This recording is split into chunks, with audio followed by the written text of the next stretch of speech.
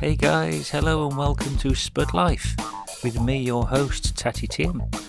Okay, so here's a little taster of what to expect in this week's episode.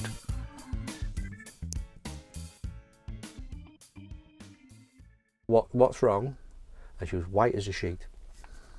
And she does this, she's done this a few times. Yeah. And she can see things. Yeah. She stood there, she's like, on the stairs there, did you not see it? And I'm like, she's like, come down here now. I'm like, oh, why, what's happened? He's like, come down here now. I was like, all right. Fumble them with the battery, put the battery in, and run down. Like, Dan wants me quick. Run downstairs, and he went, oh, what? And he went, going down. And I went, oh my God. I'm getting quite a sad feeling. Yeah. You know what I mean? And I was getting a bit emotional. Yeah. Hello, here we are again, back in the Caravan of Love. And I've got a really special guest for this episode. He's come, another person from Carlisle. I love everyone from Carlisle. It's got such an eclectic mix of people here. They're fantastic. So here we have Brendan Richardson, Flex, the King of Cumbria, which we shall find out how he got that name in due course. How you doing, buddy? Nice to meet you. Thank you very much. Thanks for coming along, man. No problem at all. Thanks for coming along. Thank you very much.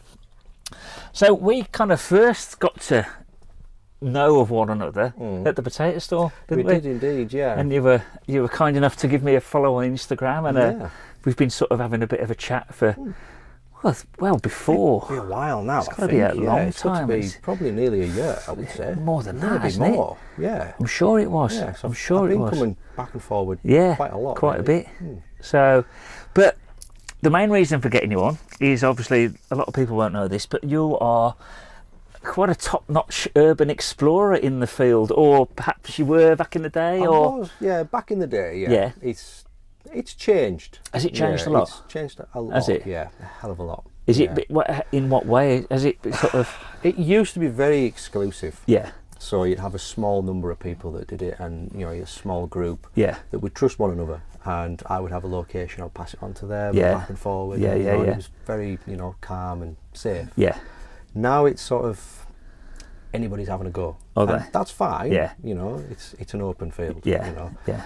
But you're getting the wrong type of characters in there. Right. Thieves, vandals, and they're using the urbex scene as an excuse. Right. And they'll find a place, get in there, film it as if they're all and then wreck it. Normal, and then wreck it. Yeah. And then they can say, oh, well, it wasn't me, I did a video on it. Yeah. Yeah. And they're getting away with it. Yeah. Are they? So, yeah.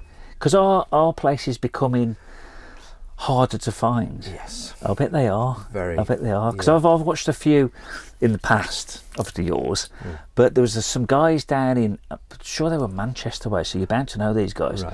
And I think that they were they'd got into like an old tunnel system or something like that. Right, yeah. So I'm guessing there aren't many places like that anymore, are there, that you can kind of get into, that everything's... Not really, no. Because what's the legality? Is it, you can't break and enter, can you? No, so it's a very thin line. Yeah. So if a front door is open or a window is open and there's physical access that I could just physically walk in.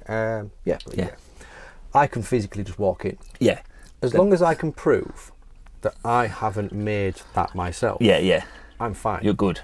So we started, before we even go in somewhere, we're like, that's our entrance point. Yeah. Let's take a picture or a video. Yeah. That stays with us. Yeah. And that, if the police come, something happens, legal side, we've got proof. You've got proof. When we got there, time stamped, this is us, it was already done. Yeah.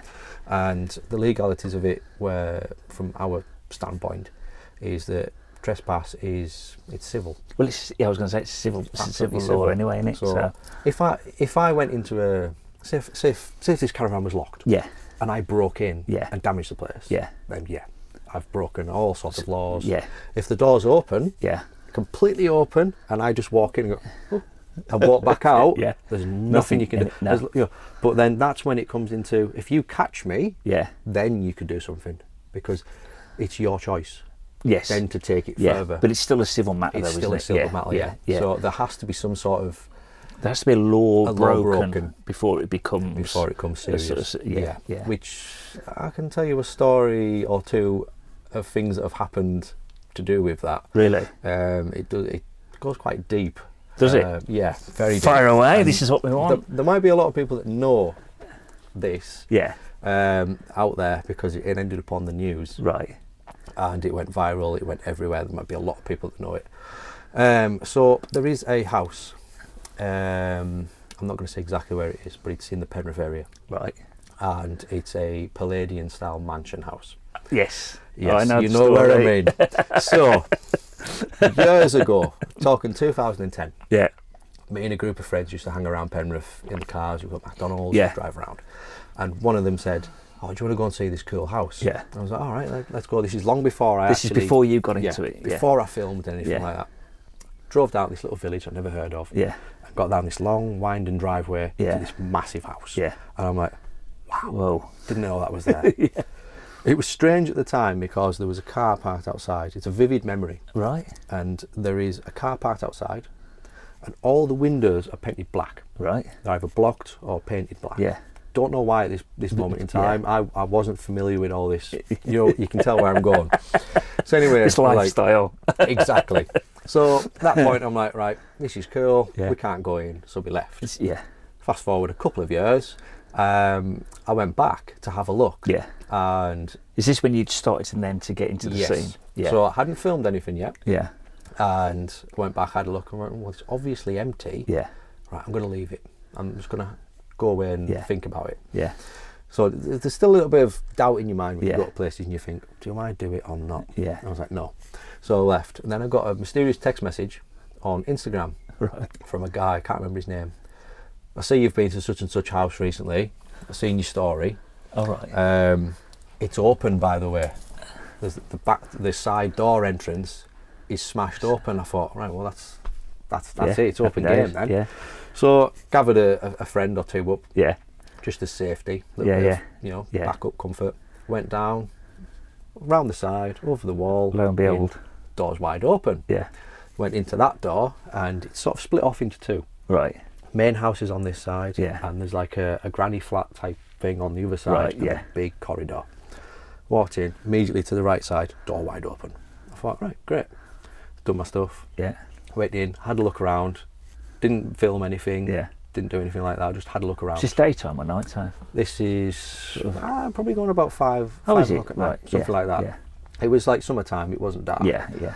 So we're going around having a look around. I'm like, this is strange. It doesn't look abandoned, but it definitely is because there's graffiti. There's a couple of smashed windows. Yeah. It was obvious. It was.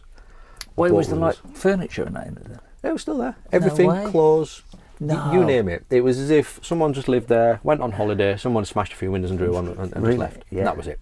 So we're like, right, this is a strange one. I'm going to do some more research. Yeah. Went away, then went back a couple of weeks later just for a check-up. Yeah, yeah. Because it's what I like to do. I'll plant something, Yeah. go away for a couple of weeks, Yeah. come back, see if it's still Still there. there. Yeah. If it's moved, all right, someone's either been in or someone's still occupied. Yeah. Yeah. So anyway, hadn't moved. I thought, right, okay, this is strange. I've done a little bit of research. I know who used to live here. Yeah. So at this point, I'm like, right, let's film. So we did a couple of pictures and some videos and Yeah, stuff yeah, from yeah. walking around. I've still got one of the, I should have brought you with us actually. I'll send it to you. Yeah. Well, I'll I've send you the got- link. We're going to link it because it'll be on Yeah. YouTube, won't it? Yeah. Yeah. So we'll send it. We'll link it into this video. Yeah. So I'm in there and everything's strange. Every room has still got everything in it. Clothes, you've got the kitchen's full of food. No. The electricity Electricity's still still on. works. The gas is still on, and it's strange. And I've been in a few places like that before, Yeah. but this felt different. Yeah, It yeah. really did feel different. Was it like a bad vibe or what? Or Yeah. just a weird vibe? It was a weird. It sounded like we're being watched. Really? It was that kind of vibe. Yeah, yeah. And I'll explain that In a when minute. we get into it because it gets quite creepy. Does it? So I'm like, well, there's obviously something, and a few people that watch my videos might know, but I don't fully understand it about myself, but I can sense things, I Yeah. can feel things. Yeah. Yeah. And a lot of people say that I'm an empath or Yeah, a yeah, sensitive, yeah, something yeah, like yeah. that. So I get a feeling when I walk into some rooms, Yeah. kind of like imagine you're in a swimming pool and you're Yeah. underwater Yeah. and you're surrounded and you can feel a force. Yeah. I get that like a static. Yeah. And then it moves around my body. It's weird. Yeah. But anyway, I was getting these feelings and I thought, this is weird. Filmed it, got out of there, didn't think anything of it, did my normal stuff. Yeah. A couple of weeks later, or possibly even a couple of months later, I'm working with Dan and everybody, and I was like, have you got any good places? And I was like, do you know what? I have, and I haven't done anything with it. And he's like, all right, I'll come up and we'll have a look. I explained what it was. And he's like, wow, you know, this is amazing. We've got to do this. We've got to do it. And I'm like, right, what do you want to do? He's like, let's stay overnight. And I'm like, what? So he turns up. It's with like a the car. beginning of a horror film. Yeah, Isn't it? it's just literally everything is set in stone. We've got this massive Palladium mansion, Yeah. fully abandoned with endless amounts of rooms. Yeah. Group of guys that don't really know what they're doing. Turned up at the front doors, and we're like, right, where do we go? So we're in, and he turns up with a car full of people. No. So there's probably like 8, 9 of us. And I'm Yeah. thinking, this is too much. Yeah. This is just asking for trouble. Mind you, he's in the middle of nowhere. Yeah. But still, But- small village, Yeah. and you know what small villages Yeah. are like. Yeah. Everyone's connected. Yeah. Yeah. So anyway, we're going, looking around. He's like, whoa, like, is this abandoned? I'm like, I think so. I've not seen anybody yet.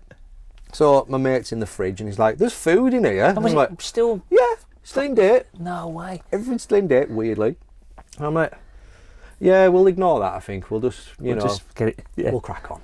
So we're walking around, there's a library, Yeah. full-on stocked library with everything in it. Chandeliers worth God knows what.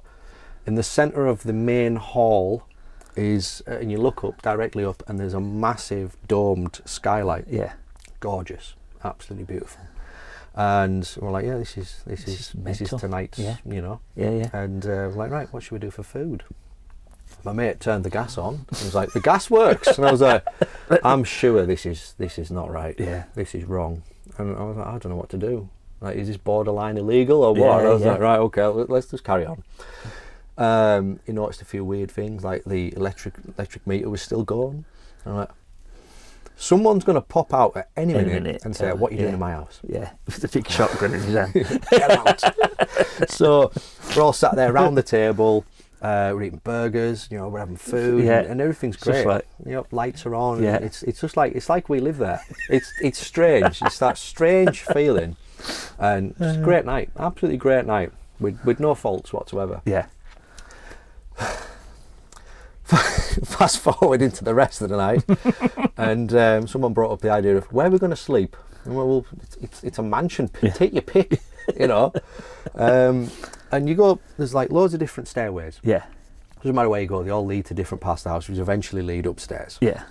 And there's sort of like, I don't know what it's like, a crawl space you would call it. Yeah. Yeah. And on there was like a corridor. Yeah. And there was like a crawl space going. It was quite big. Right.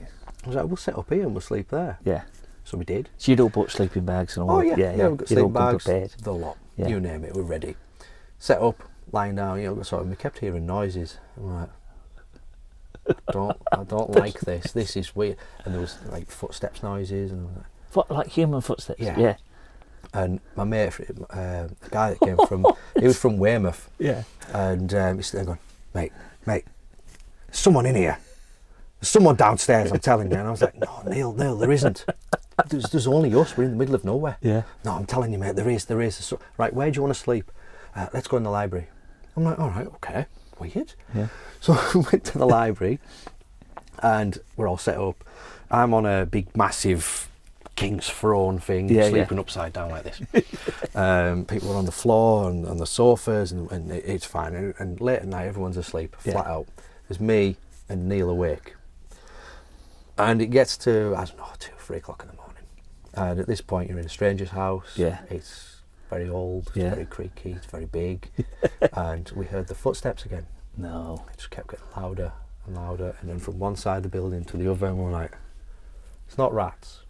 It's not animals. Yeah. It can't be. And he was like, let's go and have a look. I was like, no, we'll stay in here because we've barricaded the door, we've barricaded, we're safe. Yes. You know, you've got to Apart make from sure. the secret entrance Yeah. in the bookcase. We didn't know about that at that point. Oh, there is one. That was the morning No after. way. Yeah, that was the morning after. So Neil had a bright idea of sneaking out of the library and go and have a look. So we did. Me and Neil at night walking around, I'm like, there's no one here, this is fine. No, that's fine, there's no one there, no one in that room. That toilet's running, that's weird. And it was just very strange. There was a toilet that was, you know when you flush a toilet and it and it's starts still to run constantly. Yeah. I know, that's That's weird. going around. Right, it stopped, there's no noises. Yeah. Went back down, went back to sleep, and yeah, that was it. In the morning, woke up, and my mate Bucky, looking around, he was like, "I'm telling you, they're fake books. This has got to be. He's got to be. He's got to be." I says, "Why?" He says, "There's got to be." He says, "Come over here. He says, have a look at this." And there's the books, and it goes all the way down, and there's like an architrave that goes all the way around. Yeah. And I'm like, oh, that's a bit weird. Yeah. You know, that's a bit strange. So he's like, have a feel under there, see if there's a handle. I'm telling you, there isn't. It's normal. And so I'm going, and I was like, Click. oh, what's that? So I clicked it, and there's like a little handle. Yeah. Pulled it, and this big door opened. No way. And a corridor that went right through. No I was like, way. oh shit. That's I was just piled full of crap. no way. Just full of crap. I thought, right, how many more secret entrances and stuff like that is there? Turns out there's loads. No Right? way. All around the house. Or... Yeah, everywhere. Jeez. So, I mean, this must have been like the utopia of urbex, mustn't it? It's just like at the time, it was one of the most viral and one of the most impeculiar, yeah, if that's the right word, it's a good word. places that anyone had ever explored. I bet. Let alone anyone had ever stayed at. Yeah, and filmed. And filmed. And did you film all of this going around at night? Yeah. And the footsteps? Yeah, and everything was on. Everything.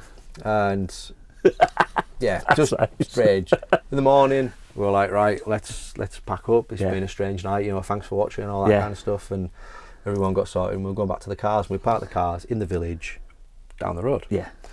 And I can't remember, so this is a little bit hazy in my mind, when the police came. Right. So I can't remember if it was the first time we were there. Yeah. No, it was. Was it? was. So we got out and Yeah. we'd put the Trudging stuff in the back to car the and we'd car, come back, yeah. and Dan was flying his drone around to get some drone Yeah. footage. Yeah. And luckily we had no sleeping bags on us. We had no gear Nothing, like that yeah. to say It's that all we- in the car. yeah. Yeah. So we stood there, and this police officer turned up. And we're like, shit. Oh, someone's happened. Yeah. Yeah. What are you doing? I'm like, oh, it's abandoned, so we're just doing some photos and some drone footage and stuff. All right, okay. You haven't been inside, have you? I'm like, no, you can't get inside. It's all locked. I'm like, oh, right. We've had some reports that it's that someone's been in burgling it. And I was like, we definitely haven't burgled it. Oh. We've been inside, but we've definitely not burgled yeah, it. Yeah. So I was like, right. All right, no, we haven't been inside. No, we're just doing drone footage. So my mate brought his drone back down, Yeah. showed them the drone footage, and we're all fine. We were fine. Yeah. Yeah. And then they left, so we left. And it's where it gets interesting. So I love buckle it. up. Buckle up. I'm going to have a drink before. Let's have we a get drink, into this. folks. We're going to have a dramatic pause. Right, so I'll go into the owner first before I go into what happened, and give you some sort of background. Backgrounds. Yeah. So it was owned by a woman called Christine, Mm. or Christine Sparkle, was her Right. professional name. Yeah. She was a professional singer, Right. songwriter, Yeah. actress, and she was very big in the 60s, 70s, 80s. All right. About, Yeah. Yeah. She's been on Top of the Pops. She Right. had her own album. She's part of a band. Right. And Christine Sparkle was a Was it a professional station? name. Yeah. Yeah. Yeah. She wrote some of the lyrics for Devil Woman No way. by Cliff Richard. Yeah. Yeah. And she was credited in the song Yeah. and various other songs Yeah. I may add, but that was the one that stuck out for me. Yeah. Her husband was a property insurance salesman kind Right. of thing. Yeah, yeah. Dealt in property. Now, if we scoot back to 2010 when I went originally, Yeah. and all the windows were painted black, Yeah. that was because of him. Now, she had a house in France, Right. and she lived in France a lot. Yeah. So this particular time they'd split up, and she'd moved to France Right. to get away from it all. Yeah. Yeah. And he had a cannabis farm, Right. Yeah. a Yeah. £5 million cannabis farm, and he'd paid some local gangsters Yeah. from London Yeah. to live in the house at the time to do it all, Right. while he was somewhere else. And So it was like that real life. What's that TV show that's just been on? The Gentleman. Yes. It's like a real life version. Of Yeah. that. Before all of that was Before that was a thing. this was the This was- original. yeah. Yeah. So multi-million pound operation. That's And insane. no one knew because of how Yeah, remote it is. yeah. No one had a clue. No. And he's just sitting there chiming out all this, making Yeah, all this money, yeah. and these people are living in it and Yeah. just ruining the spot. And anyway, it all comes to an end. The police find out, he goes to jail for a long time. Christine says, I don't want to be with you anymore, you've ruined my house. Yeah. That's it. She moves to France. Yeah. So this was between the first 2010 when you first knew about the place. This was longer. Oh, was it? So when I went in 2010, it was still active. Right. That's why. So that's why there was a car on the drive. That's why there was a car on the drive. So it was still active, and that was sort of like, I think it got found out around the end of 2010. Right. So we'd sort of just caught the back end of it. It could have been like surveilled, and they could have followed it. We could have been in there, and then we could have been seen by one of them, which makes it scary. Even worse. So it just boggles the mind, the situations you end up in, or the ones you could have been in. Yeah. So it had been going on for years before that. So anyway, he'd been arrested, he'd been jailed, all the people had been jailed, all the stuff had been removed, and the house was just left as it was with all the clothes and everything, and just left. Yeah. Christine said, I've had enough. Yeah. I'm living permanently now in my house in France. Yeah. So she was gone. And this is why the house ended up abandoned, because it was in limbo. Yeah. And nothing was going on. Some locals found out about it that knew, didn't tell anybody, went in, smashed a few windows, left the doors open and put some graffiti there. Yeah. So that's due to them. Yeah. So that's kind of a background into that. But she also had other motives for moving away. Right. She was actually pursued in court many times for fraud, theft, embezzlement, all kinds of stuff. Is this all allegedly, or are we not going to get into trouble? No, this is fact. Oh, it's fact. This is 100% fact. I'll get into that. This is 100% fact, because I had to do research on it to find out what was going on. Yeah. So anyway, I did a couple of videos there. It's Neil actually is the guy to blame. Is that your mate? Yeah. Well, I haven't spoken to him for a long time. So, acquaintance. I'm not really that bothered. So, but this is all truth. It has to come out. And I've spoke about this a few times. It has to come out. This is the truth. Neil sent it to Lad Bible. Right. And the other one. Was this that footage we were just going on about? Yeah, the one that went viral. Yeah. So he sent it to Lad Bible, and there was Vice, another. would it be? Vice. Vice. Something. Yes. Vice is not with the other one, is it? Something like that. Yeah. So I can't remember now. Is it? Lad Bible and I can't remember. Something like that. Anyway, we ended up in their office at one point for good reasons. Yeah. You staying in London? No. All right. Where they? Manchester. Manchester. Are they? Yeah. All right. So that was where it went. Yeah. It went viral. Yeah. And I say 24 million views viral. Whoa. Yes. And whose YouTube channel was that?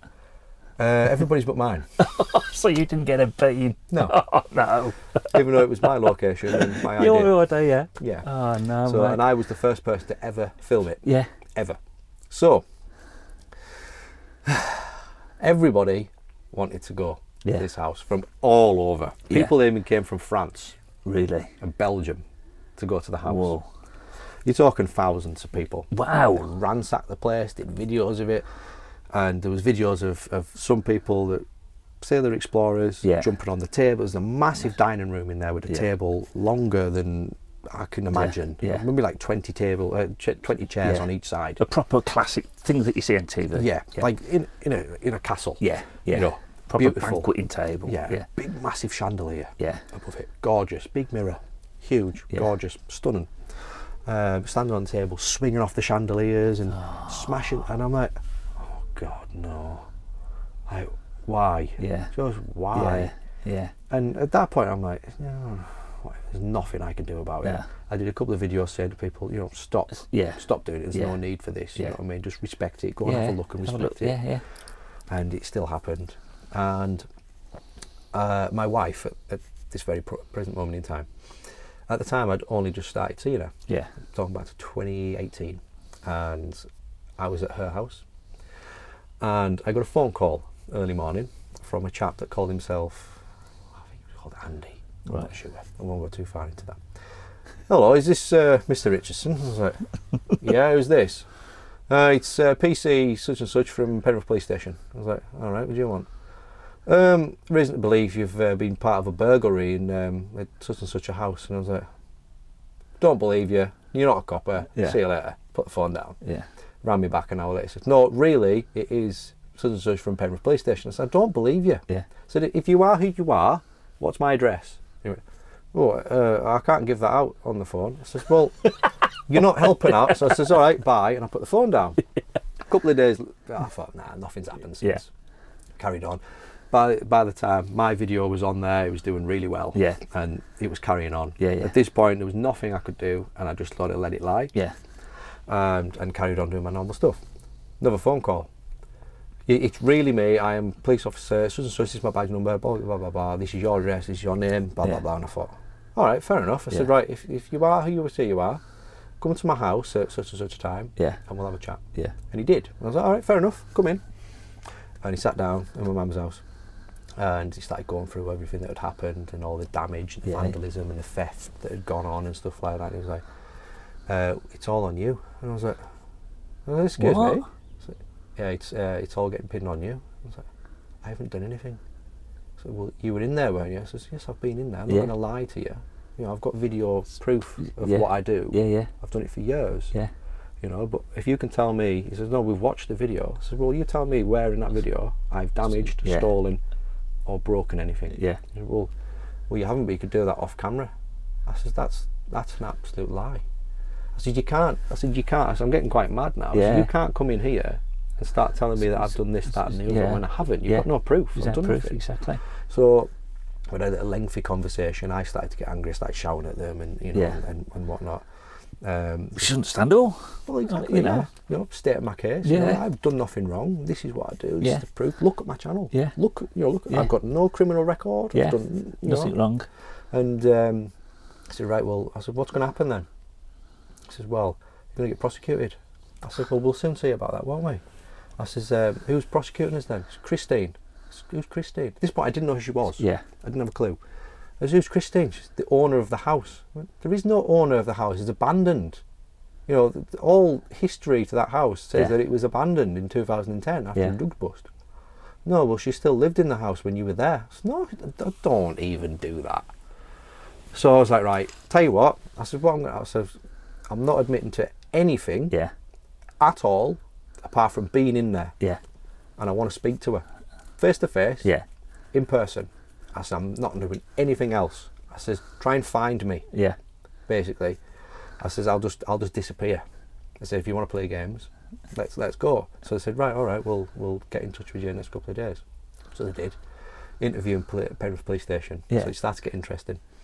Sat down with her, crying her eyes out. Oh, it's all you. It's you. You've ruined my house and all this. I'm just sitting there, absolute, just being hit with a barrage of, you've done this, you've done that, you've wrecked this and you've wrecked that and blah, blah, blah. And I was asleep there that night and you were in there wrecking my house and all this sort of stuff. And I'm like, oh, wow. Like, what do you, I don't know what to do. So I was like, right, wait for her to stop crying, calm down. Explained where I was coming from, what I do, you know, just in case you have no idea. Yeah. And she was still a bit, you know, and I said, right, I'll tell you what. I said, I'll take the blame for everything because you're not going to get any one of them thousands of people to own up to anything because they tried to get in contact with the guys that I was with that night to get them to delete the videos. Yeah. No one would contact them back. Right. I was the only person that responded. So I said, gesture of goodwill, I'll delete the videos. And I'll tell you what else I'll do. I'll come down to that house a couple of times a week and I'll clean up the mess. Yeah. Oh, I don't know. I'll have to think about that. So, well, that's my offer. Yeah. Otherwise, that's it. As far as I'm concerned, I've got proof to back me up. Yeah. I've done nothing wrong. Yeah. I said, that's as far as it goes. So you can search my house. You can do what you want. Because apparently some people had stolen some items and sold them on eBay. Well, they ended up getting caught. Yeah. So she accepted my offer. Right. And for the next couple of nights, I went down there and helped to clean up the mess. Yeah. So gradually got to know her and all this. And just before that, I've kind of gone too fast. I was sat watching the news, ITV Boarding News, Look Around or whatever it was called. Board a crack. And here she is on the telly, named me.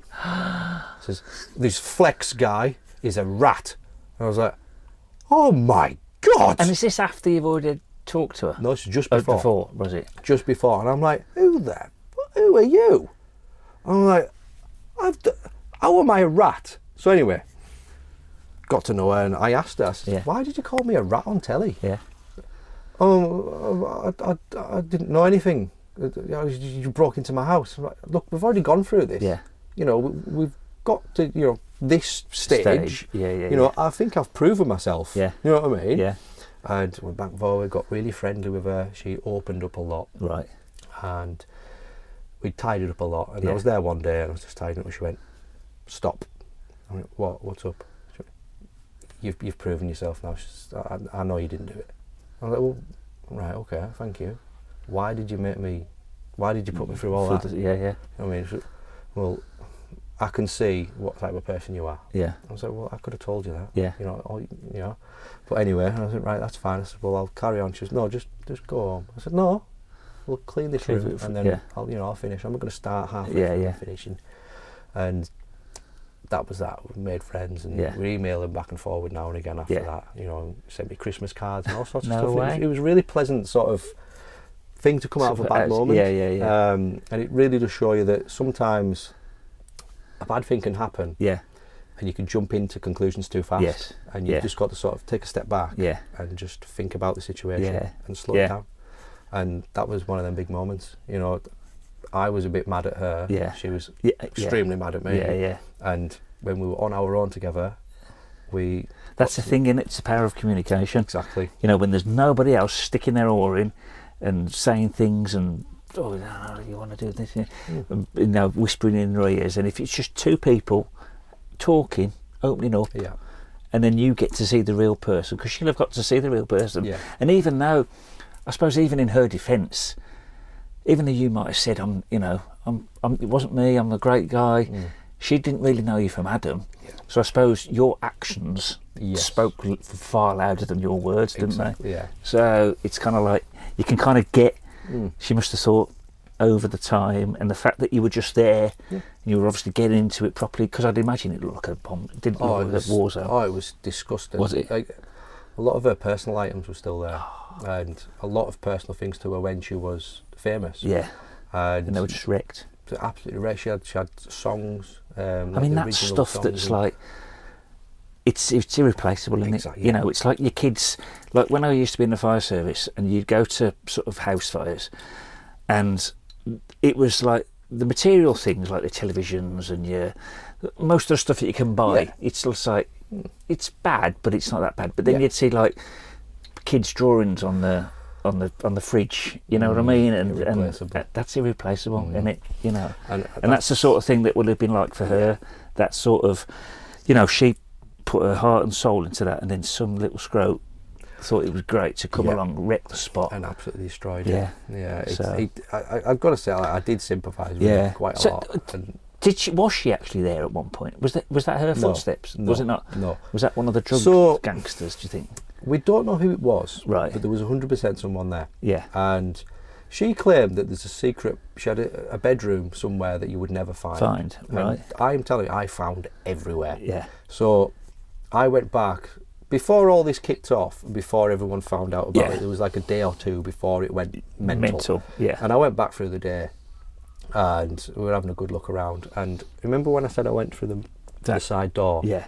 And immediately left. There's a big corridor. And there's a granny flat. Yeah. I went in there this time and the door was open. I thought, I'll have a look in there. You go up this spiral staircase. There's a room down there, there's nothing interesting in there. It's like a storage room. Yeah.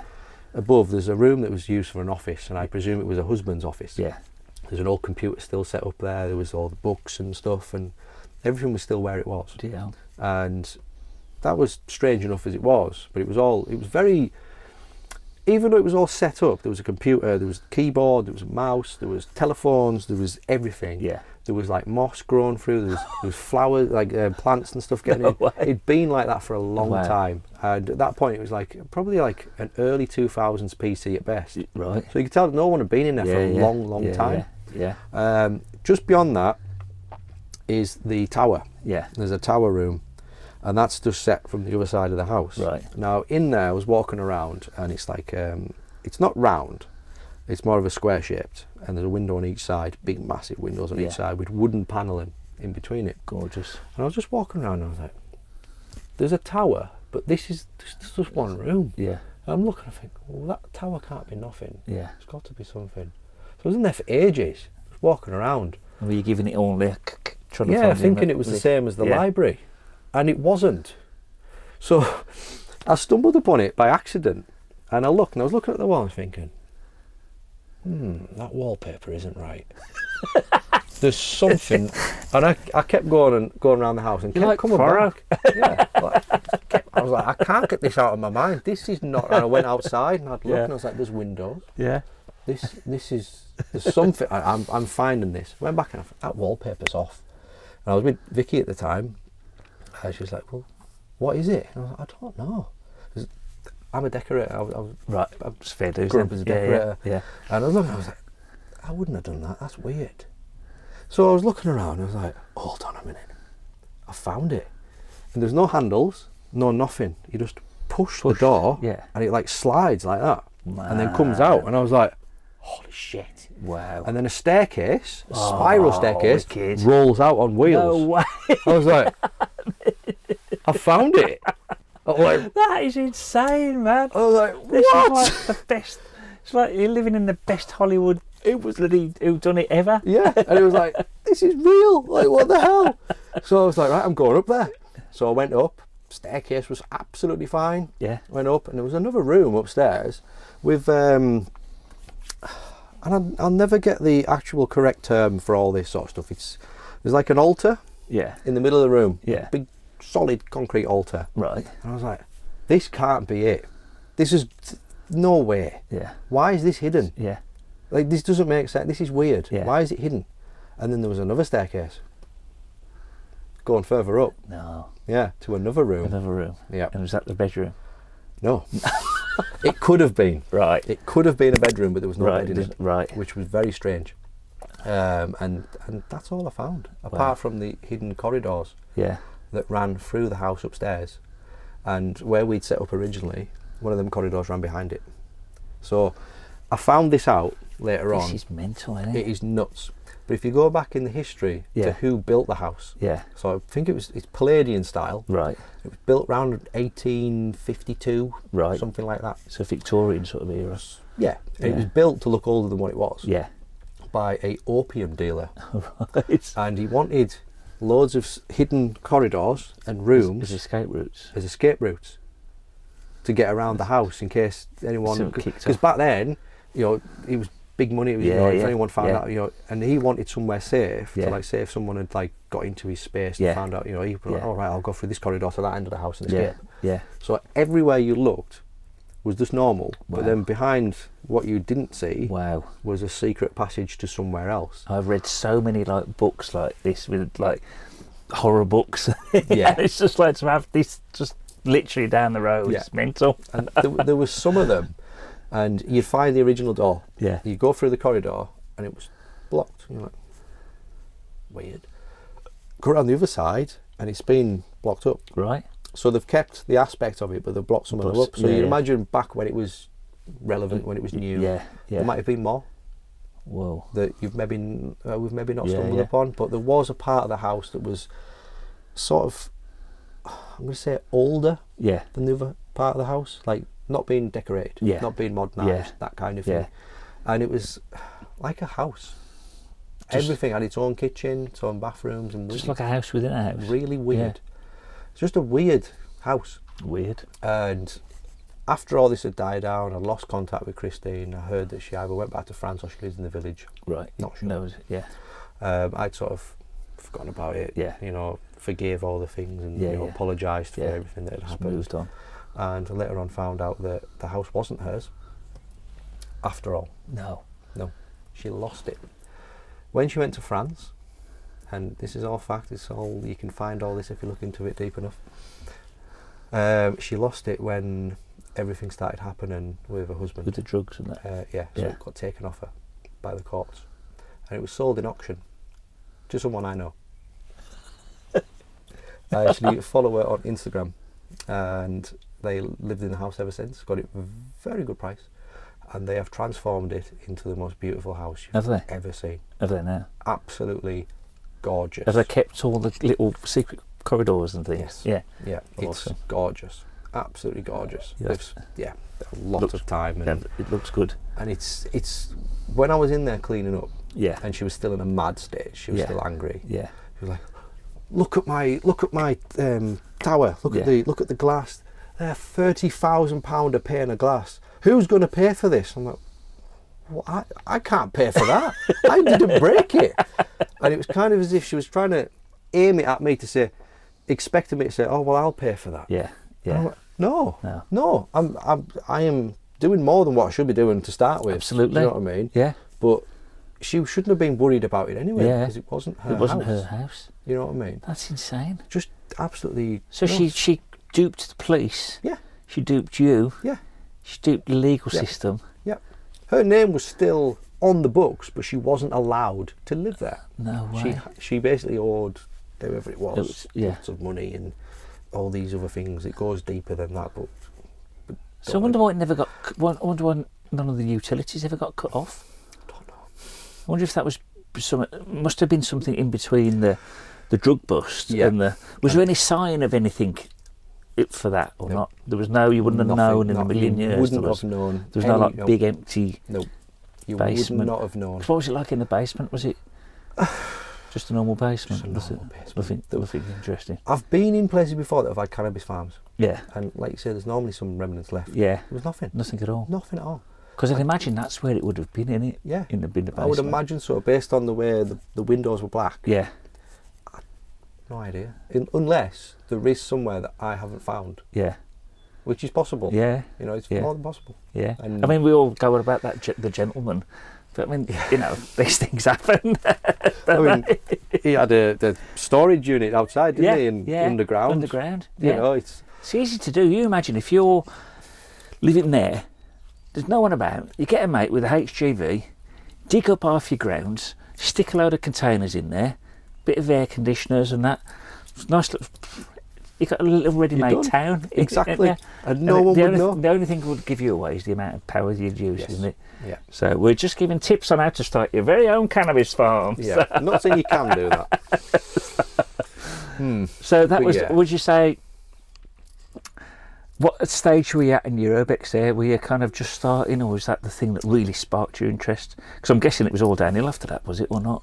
Or it was pretty early on. Was it? But I probably at that stage. So I started filming in about 2015, 16. Right. That was 2018. So I'd probably been doing it a couple of years by then. Under your belt. Yeah. So I'd done quite a lot by then. Yeah. At that all stage, localish. So there was enough in sort of Cumbria. Yeah. Really? Yeah. Was that the Big Daddy at the time? That was the biggest. That was like the be all, and like every other urbexer that wanted to be an urbex was looking like Jesus, like, the Holy Grail. Yeah. The only other thing you had on par with that was Pink Floyd Mansion. Oh, wait, is that in Cumbria? No. Oh. But like in terms of the UK. Oh right, yeah. And everyone's like, I've done the Pink. I've never been there. No. You know, by the time I got onto that. It was just old hat. David Gilmour, I think it was. Yeah. He'd already started to do stuff back with it and stuff. So that was on par with that, and that wasn't furnished. Right. This was. Yeah. So like, everyone was like, "How the bloody hell has he found that?" You know what I mean? I'm like, it's like 20 minutes away from my house. You know what I mean? It's like it's not hard. Yeah, exactly. You know? But so it'd be interesting. So you never found out whose the food was. Nope. The footsteps. Nope. And there was definitely footsteps. 100%. 100%. Man. And the worst thing that is insane. The worst thing about it is I had to delete all the videos. Oh. I don't have them. What a bummer. I lost the archives. I've lost everything. Everything. Apart from one picture. One picture of me before everything happened on the balcony inside the house. Yeah. Like this with my camera. And it still looks nice and pristine. Yeah. And that's all that survived. Everybody else's video is still there, so you can still find it. Yeah. I'll send you some links. So you can have a good look. Yeah. But my videos, because I was the one that said, oh, "Yep, that was me. I've been there. Yeah. Got nothing to hide." And they're like, "Right, we want you to delete it all." So it's gone. Oh, mate, what a bummer. So you got to carry the can for it all. You didn't get any dosh whatsoever from it. Oh, okay now.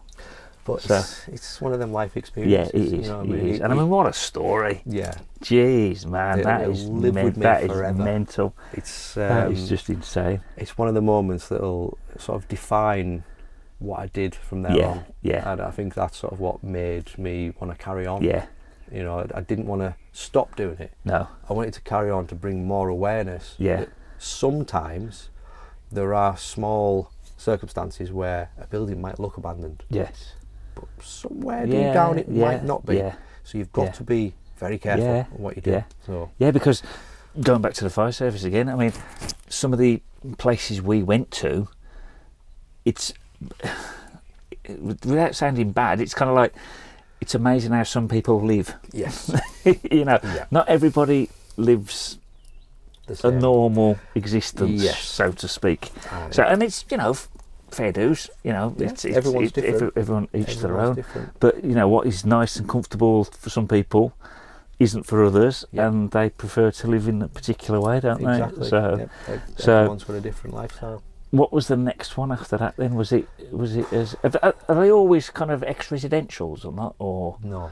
because No. I went past, I've just recently went up to Inverness, Mm. and as you're going past Stirling on the A90, whatever I think it is, there's like an abandoned factory. All right. Okay. It looks fantastic. It's like a proper sort of Saw, Right. you know, type. Oh, sawmill. No, like Saw the film. Oh. You know, the sort of places that they always end up in, and it's kind of like, Oh. it's like one of them type films.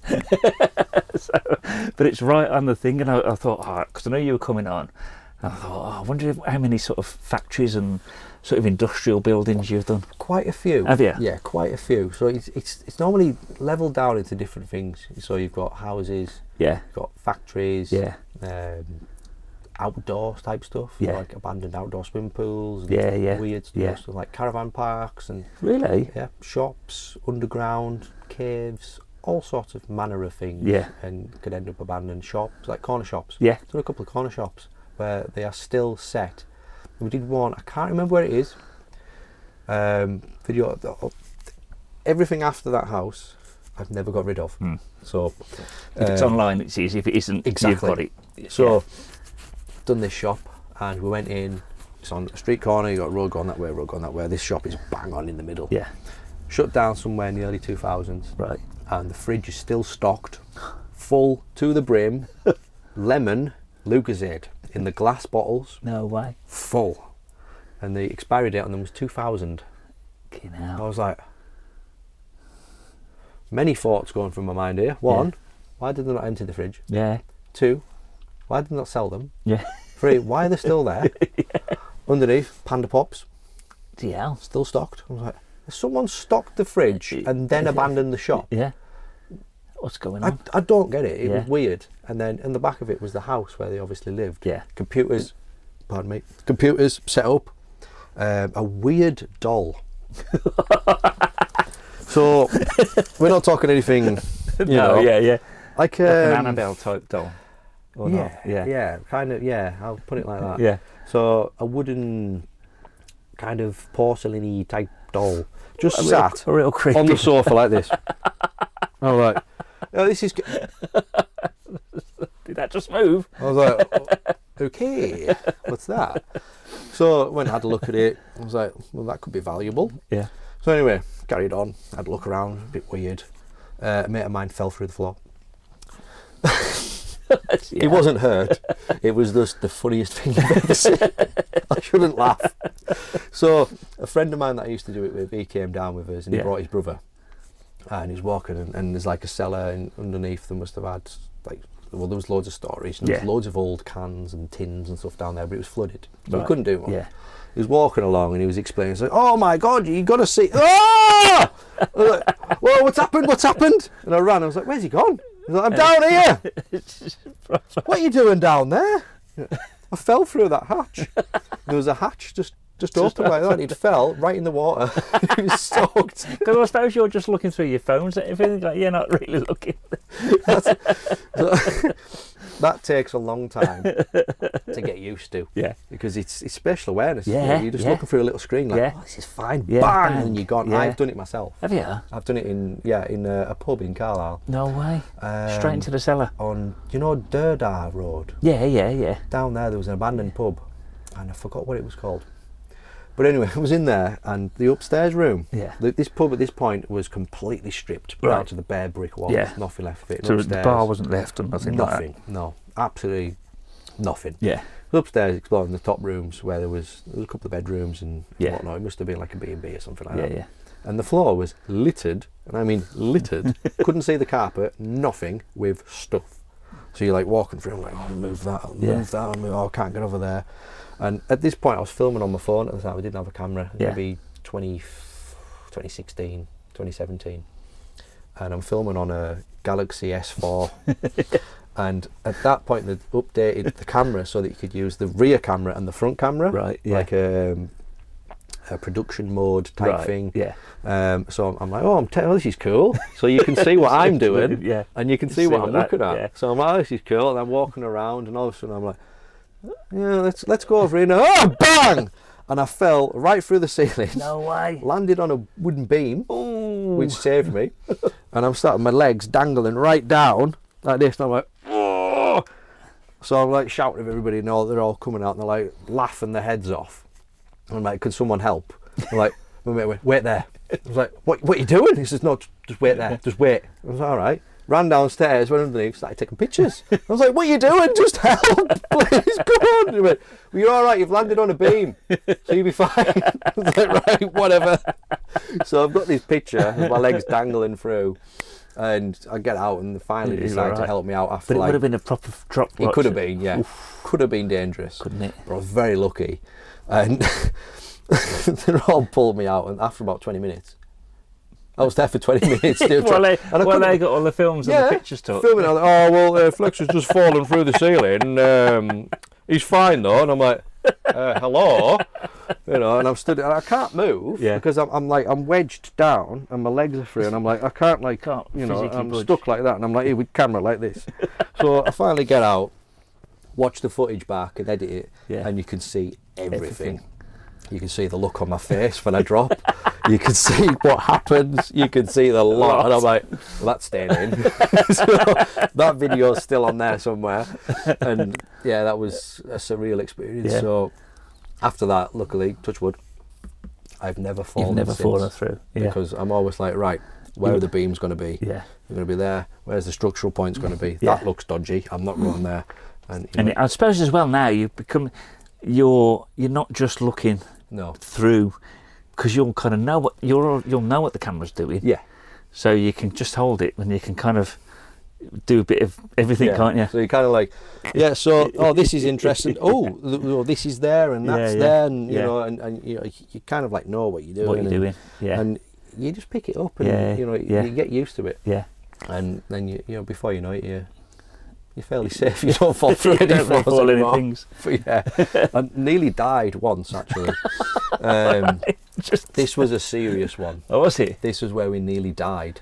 So if I hadn't been as fast acting as I was, I would have actually. I think I would have actually either broken my legs or seriously. Really? Yeah, seriously. So Birmingham. Yeah. I know it well. We went to Birmingham. Yeah. And on an Urbex. Yeah. Whereabouts? Do you know the MG factory? Yeah, the Longbridge. In Longbridge. Yeah. So that sort of area. Yeah. We're in there. Yeah. And we're like, this is huge. Because it's massive. Yeah. Massive. At the time, there was still sort of knocking bits of it down. Right. So there was workmen there. Yeah. There was things going on the opposite side. Yeah. So it's all set off. I don't know if you're aware of how it was set up. Yeah. But you've got your spray booth area. Yeah. You've got another one for the track. assembly. And then the track goes through and all this. It's all set up in different ways. Yeah. We got in where we got in through various different walls. Yeah. And through a massive maze. If you've ever played The Last of Us and you get to the exclusion zones and you've got the big fences, that's what we had to go through, something like that. Your life has been it's nice. So to get in, we're like, right, we're through now. Yeah. Oh, crap. How do we get in the main building? The staircases have all been cut out. So the only way we could find in was the climb up into an office room, Yeah. which was, I don't know how many feet up, but it was high. Yeah. You wouldn't have liked to have fallen out of it anyway, put it Yeah. that way. To climb up the spout. Yeah. So we all got up, got in, no problems No bother. whatsoever. It was Yeah. pretty secure, Yeah, you know yeah. what I mean? Door non-existent, Yeah. not broken any laws. Yeah. The fence was half taken out anyway, Yeah. so we were fine. Yeah. So we're in, walking around, I'm like, right, this is pretty cool. Where do we go? Yeah. Explored it around, found a couple of cars. Yeah. So we found an experimental version of the MGTF, No. the V6 version. No Sat way. there with the keys in In the it. ignition. When we start it up, it works. I No was like, way. right. Won't put that in the video just in case. Yeah. So we're like, right, that's a memory. Yeah. So anyway, we're like, oh, right, this is cool. Let's head over to this side. So we're all walking over, and there's like a set of stairs that go up. Yeah. None of us noticed that there was no floor on the outside, but there was doors. No one None of looked. it. Right, so we're like, yeah, let's go. Well, what's out here? So you've got these. You go up one set of stairs. There's a door. One set of stairs. There's a Yeah. door, which would have been Onto the floors. Yeah. We're walking up, and I'm like, oh, what's it? And I look down, and I'm like, shit, Hell. that could have been bad. So you literally yeah. opened the door to nothing. And my foot was like, I was like, Whoa. whoa. And at the time, my mate was right behind us, and he was like this, and I was shit. So we Whoa. very, very could have, if I wasn't paying attention, Yeah. or my friend wasn't there to immediately pull me Yeah. back, I'd have been gone. What was the drop? What, Ah. 40 foot, 30 foot? I'd say about 40. Yeah. It's definitely broken legs at the least. At the Yes. very least. Yes. Onto a concrete Onto floor. a concrete floor. Yes. Ouch.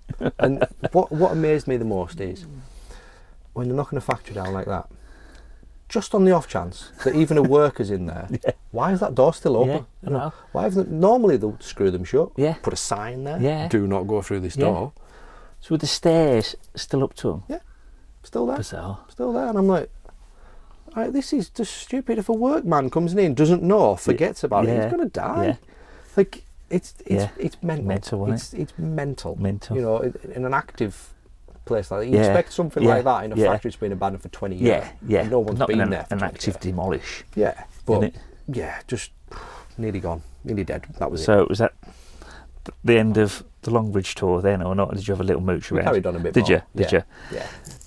Was have there to much see more. left? Was there track left in that or not? Or was there? No, not really. So it was basically just a big Basically, open, yeah, basically just massive open space. warehouse. Yeah, We yeah. tried to get into the tunnel, Right. the underground. Do you know about the tunnels? No. So when Longbridge was built Yeah. originally, there was a tunnel that used to go from one end to the other, Right. and it comes out. I can't remember all the names of places, but it comes out somewhere on the other end, Yeah. and it was an access tunnel basically for the cars. Get the cars from one end to Oh, the right. other without people seeing them Right. for early production. Right. So say they brought a new car out, the Yeah. MG ZR or Yeah, something yeah. like that. They could Transfer it to the tunnel into the showroom, so no prying eyes can take pictures of it and Right. whatnot. It'd been there for years. Right. And we were like, I want to go in that tunnel. Yeah. There's cars in there. I've seen the pictures. Yeah. There is cars in there. I want to get in. Yeah. Entrance being bricked up with metal railings on it. Right, And all sorts of no stuff. I was chance. Like, not a chance. No chance at all. It's just gone. Yeah. A couple of years later, someone got in, didn't there? And is the cars in there? There was, yeah. Was there? Yeah, Was gone there? now. Oh. Unfortunately. We went, oh, they've got in. Let's go back and have a look. Yeah. A guy seen my videos that had been there, and where was he from? I think it's somewhere in the UK, but he lives in Russia. Right. Quite a well-known guy in Russia. He's Yeah. a reporter, Yeah. and he contacted us. I'm a big Rover fan, Right. a huge Rover fan. I'm like, all right, cool. Will you take me to the Rover factory? And I'm like, yeah, all right then, okay. So I took him, went back to the. Was it still sort of in the middle of Oh, being yeah, it's demolished? still there, yeah. And this guy was, they were still knocking it down, Yeah. but there were more onto it Yeah. at that point. Yeah. Yeah. And I'll always remember this forever. He's the kind of, you know what reporters are like? Yeah. You know, journalists, they Yeah. do not care. And I was like, right, you've got to be quiet here, mate. You've got to be really quiet. We'll go through this fence and we'll run across into that door there, right? It's like, yep, all right, yep, no problem. I'm like, get down. He's like, oh, all right, okay. And Vicky was with us. So it was me, Vicky, Yeah. and Graham. So Graham's there, just loving life, just absolutely loving, he's just, oh wow, I didn't actually think it was this big, this is brilliant, I just love this. I'm like, shut up, just stay quiet, please. And car park is outside and there's like a gate. And at this point, they'd built a housing estate on the back of it, which wasn't there originally. Yeah. And there were security cars and everything. And I was like, oh God, I don't know if this is going to be possible. This has changed a lot. You know what I mean? And me and Vic were like, right, we're going to go around the other side and go in. I know a different way. So we go and I'm like, where's he gone? Where's Graham gone? I'm like, oh my God. So I'm trying to ring him, nothing. And I just heard him. I was like, oh, hello chaps. I was like, oh God, no, get down, right, run. So we'd gone. Yeah. I was like, it's been 2 hours. Where is he? Seriously, where is he? So I'm ringing him, no answer, nothing. 3 hours goes by, 4 hours goes by, and I'm like, what the hell has happened? I can't go anywhere. Yeah. I need to find out, so I'll go back. Anyway, he's walking back down the path to where we'd walk back up, and I'm like, where have you been? What? It's like, oh, wow, what an amazing experience that was. I was like, what happened? He went, I'll show you the video. I was like, what? So he's put it on his video, it's all out there. And he said, when I walked in and you walked back, he says, he says, oh, none of that, I'm just going to go in there. Yeah. Hello chaps, I'm a journalist. Like, what are you doing? Why are you here? What's going on? These security guards right up on him, and he's like, oh, hello, I'm a journalist. What's going on with the factory? And like, come on, out, come on, out. And he's like, no, I want to see. And he's like, just proper in there trying to, and he walks past them, pushes them out of the way and walks through the door. Just pure confidence. Just right in. I don't care, I'm having a look. He's in there, and then he walks back out because they've kicked him out completely. Yeah. And then he's like, oh, well, how do I get out then? You go through this door, we've rang the police. And we're like, oh, okay, I don't mind, police. So he's on this video, and he's walking up to these metal gates that slowly start to open, and the police car turns up, and I remember this, and he's like, oh, police, here for me? Who would have thought? And I'm like, what? No. And then this police officer approaches him, and he's like, okay, what's going to happen, chaps? And I'm like, oh God. So what happened? What happened in the end? Oh, I told them who I was and what I was doing, and they basically told me to get lost. To walk back around. And that's it. It's simple as. But did he eventually get into them tunnels then? Was he the one that got in? No, he didn't. No, he tried. Did he? He tried. Tried his best. He tried his best. He was one of them. He was a trooper. Proper. He went up to the main gate. Yeah. Where it was still active, by the way. And at this point, the Chinese part of the factory, because China's taken over the MG factory, they'd started to take effect, basically. And it was like the front of the factory was thing, and he's walking up here with the biggest selfie stick I've ever seen, and his camera going, oh, I can't see, like this. And I'm like, just looking over the wall, and I'm like, you have got the biggest balls ever. Like, if I did that, I'd have been arrested. Yeah. I'd have been slandered everywhere. He was like, what's going on here? What's that? What's that? What's this? What's that? Let me in. Why can't I have a look? I'm like, I love him. He's great though. He's so good. But yeah, he's in Russia. Is he? Yeah, he lives in Russia. And he's just, but he's a Brit. He's a Brit. Lives in Russia. Lives in Russia. And he's a journalist. He was in the Ukraine. Right. And I think when all this stuff happened with the Ukraine stuff, he was there. Right. And I don't know where he is now. He's fine and everything. I don't know what's. So he's still reporting. Yeah. Yeah. Just day-to-day life of what's going on there. Yeah. You know, and the main normal life of normal people, and politicians. Yeah. He just does everything. Just everything and anything. Yeah, the amount of times he's nearly been killed is unreal. But we'll have to find it out and put the link on it. Oh, definitely, I'll send you it. Yeah, he's a great guy. Yeah, a really great guy. But he's one of them where, because of what he does and his personality, he doesn't mean bad by it. You know what I mean? He doesn't mean anything bad by it. He's just interested. Yeah. You know what I mean? Well, I think that's journalists. They're inquisitive types, aren't they? Yeah. It's that inquisitiveness that sort of drives them on, isn't it? He's pissed off a lot of people. I'll bet. And he's hated by a lot of people. And people that he's sort of exposed. Yes. Yeah. And you're like, well, don't do stuff and you won't, you know. It's like when people get a parking ticket. Yeah. Oh, the bastards. It's like, well, don't park illegally then. You've done it yourself. It's your own fault. You know, but he's a great guy. I've got nothing to fault him. So how did he find you? Just through your video? Through the video, yeah. Right. And he basically just commented on the video, oh, I'd love to go here. Then I'd give him my number and got in contact with him there and met up with him there. And excellent. Yeah, just got to know him and great guy. And that's that story. Absolutely great guy.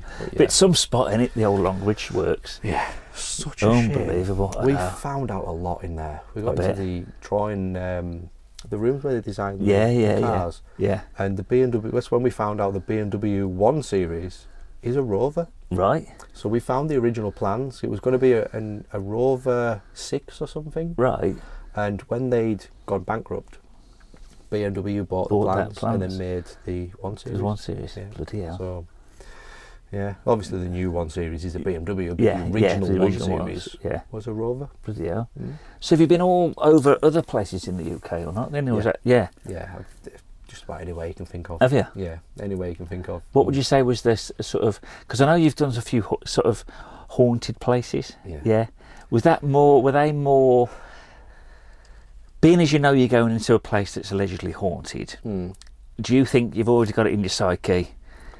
It's already scary, or compared to listening to those footsteps in a house where you didn't have a clue what was going on?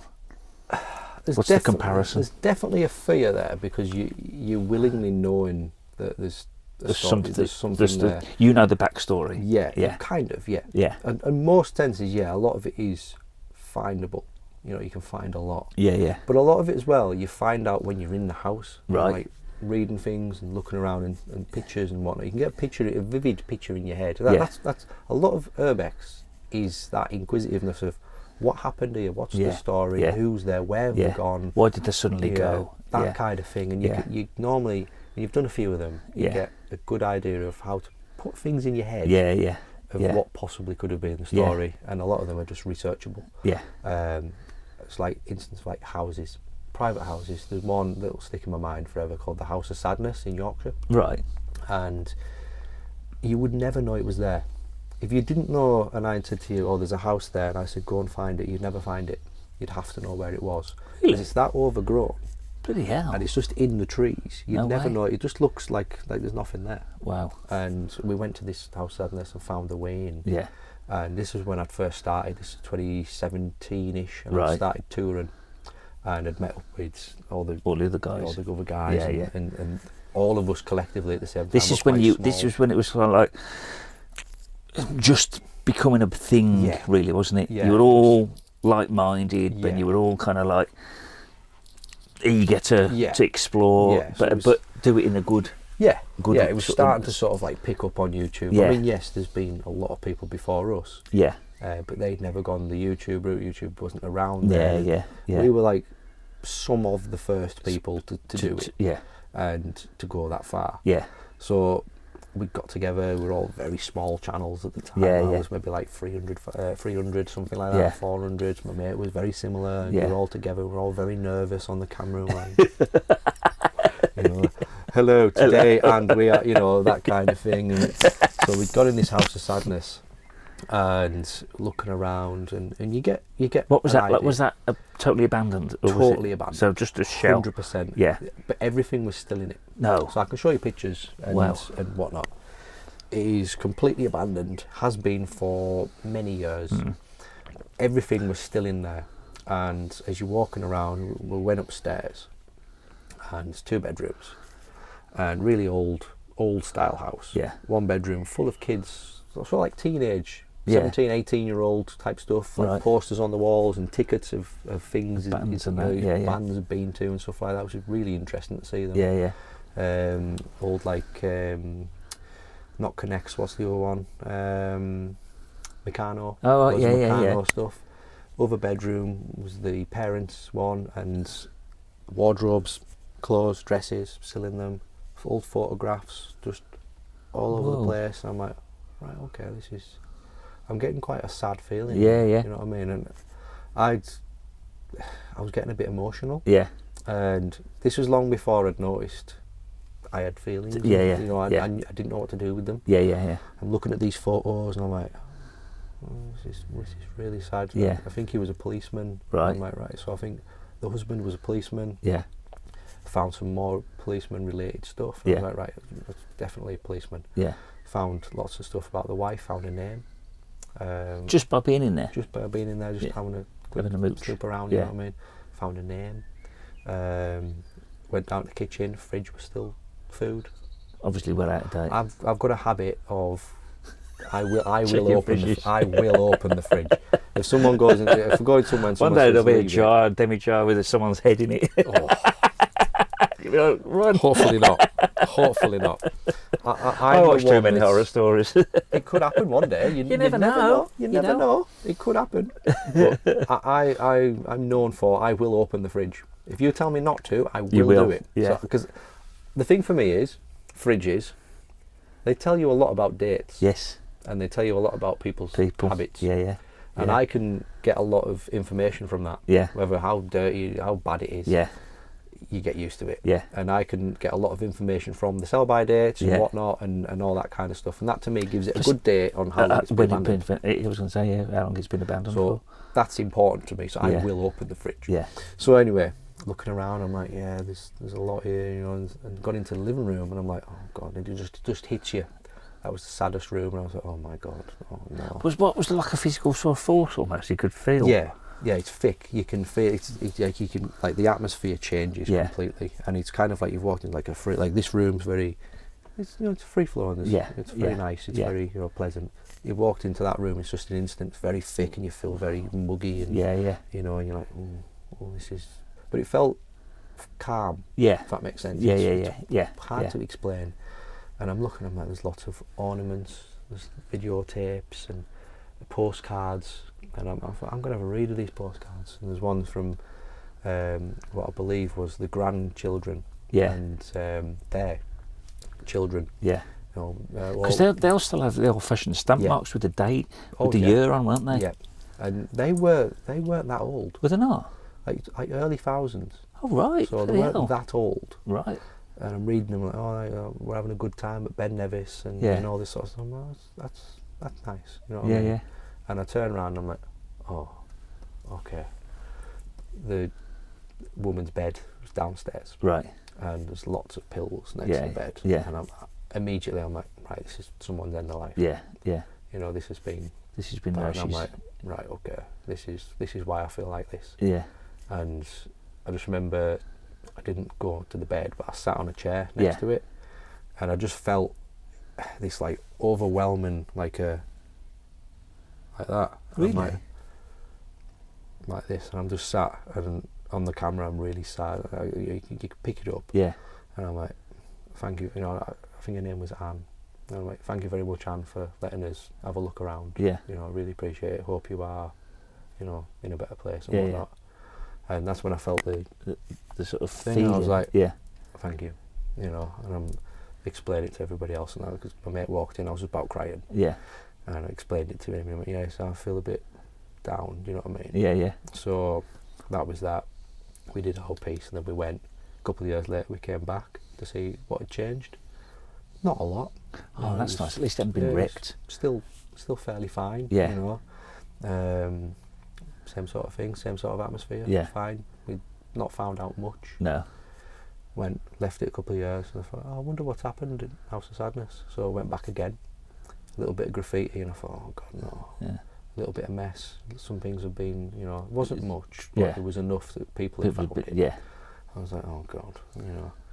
And my mate was walking up the stairs, and he's one that's more like, if there's a spirit, he'll antagonise it. Yeah. Like, oh, come on, you're not real, you know, you can't. Right, You know, he's yeah, like yeah, one of yeah. them. I'm like, Yeah. don't do that, mate, please. Yeah. And as real as we are right now, Yeah.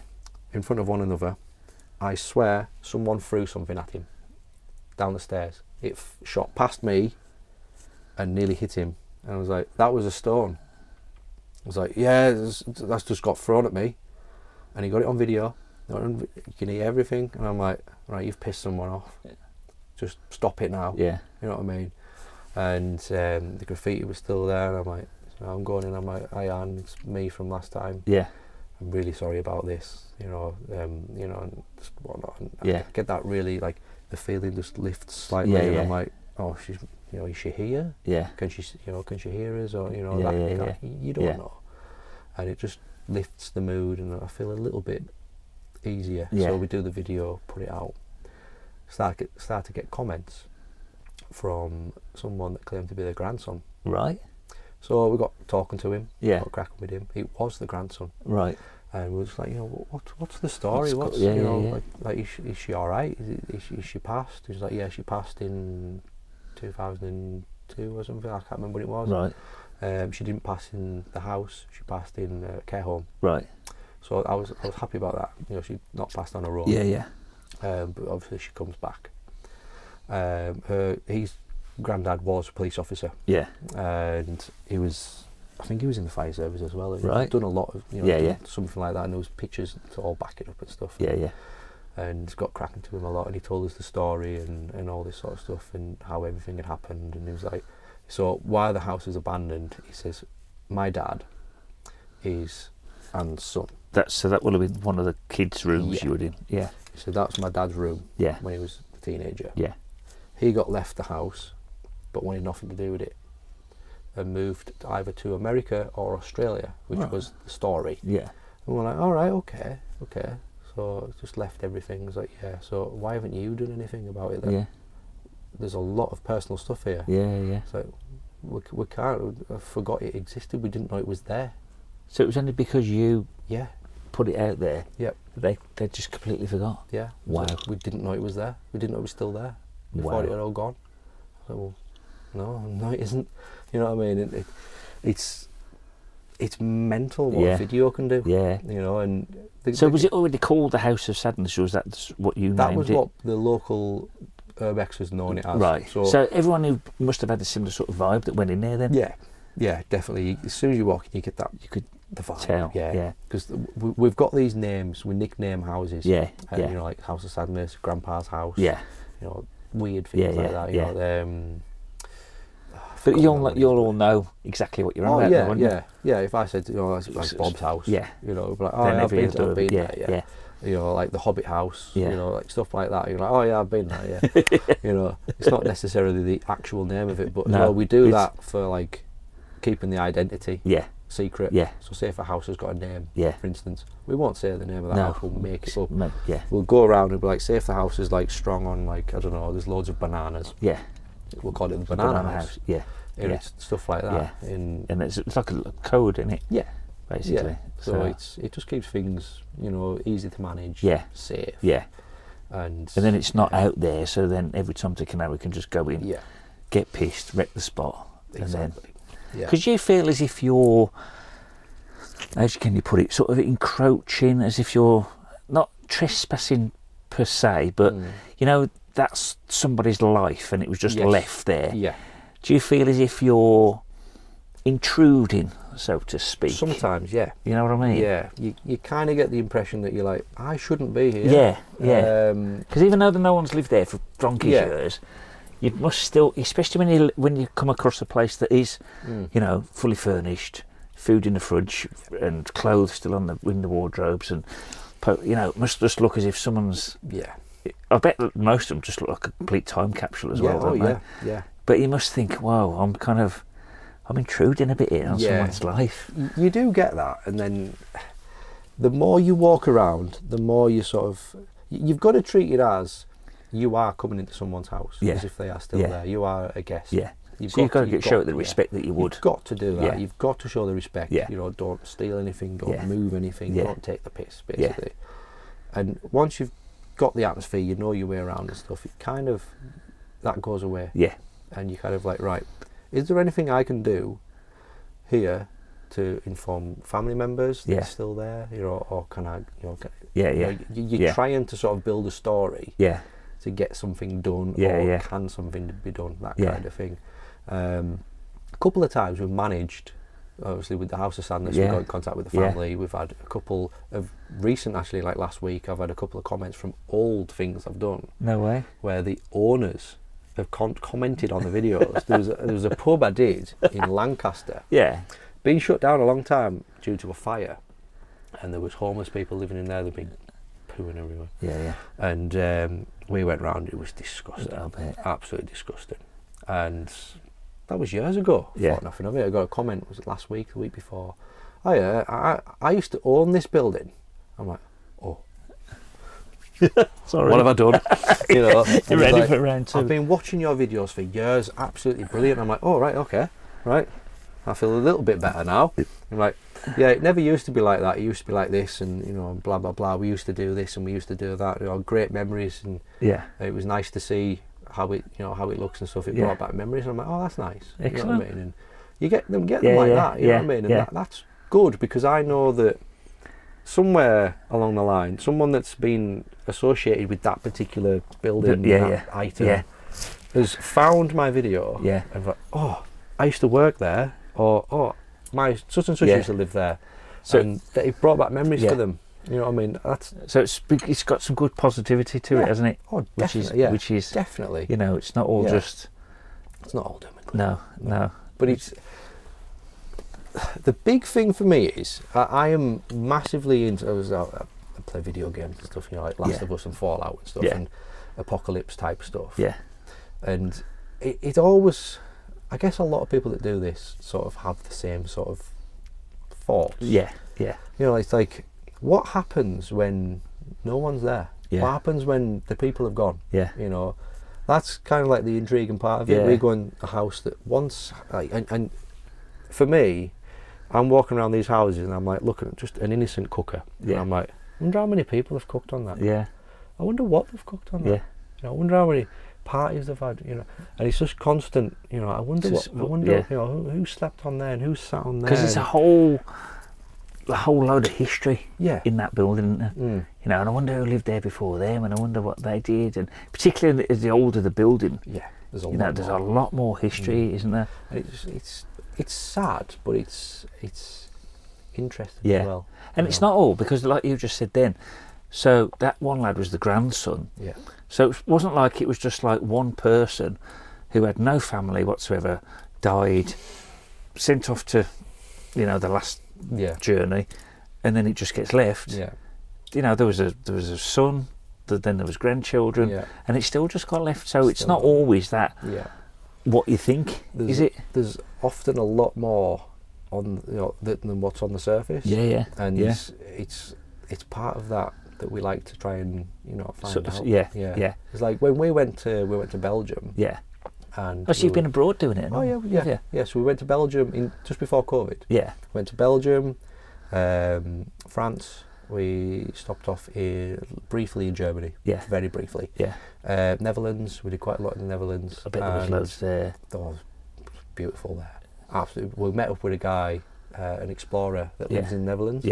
And he was basically our tour guide and our translator. Is there a lot of sort of like war type stuff still in your them sort of area? I've got to say, old bunkers and things like that. Belgium was one of the.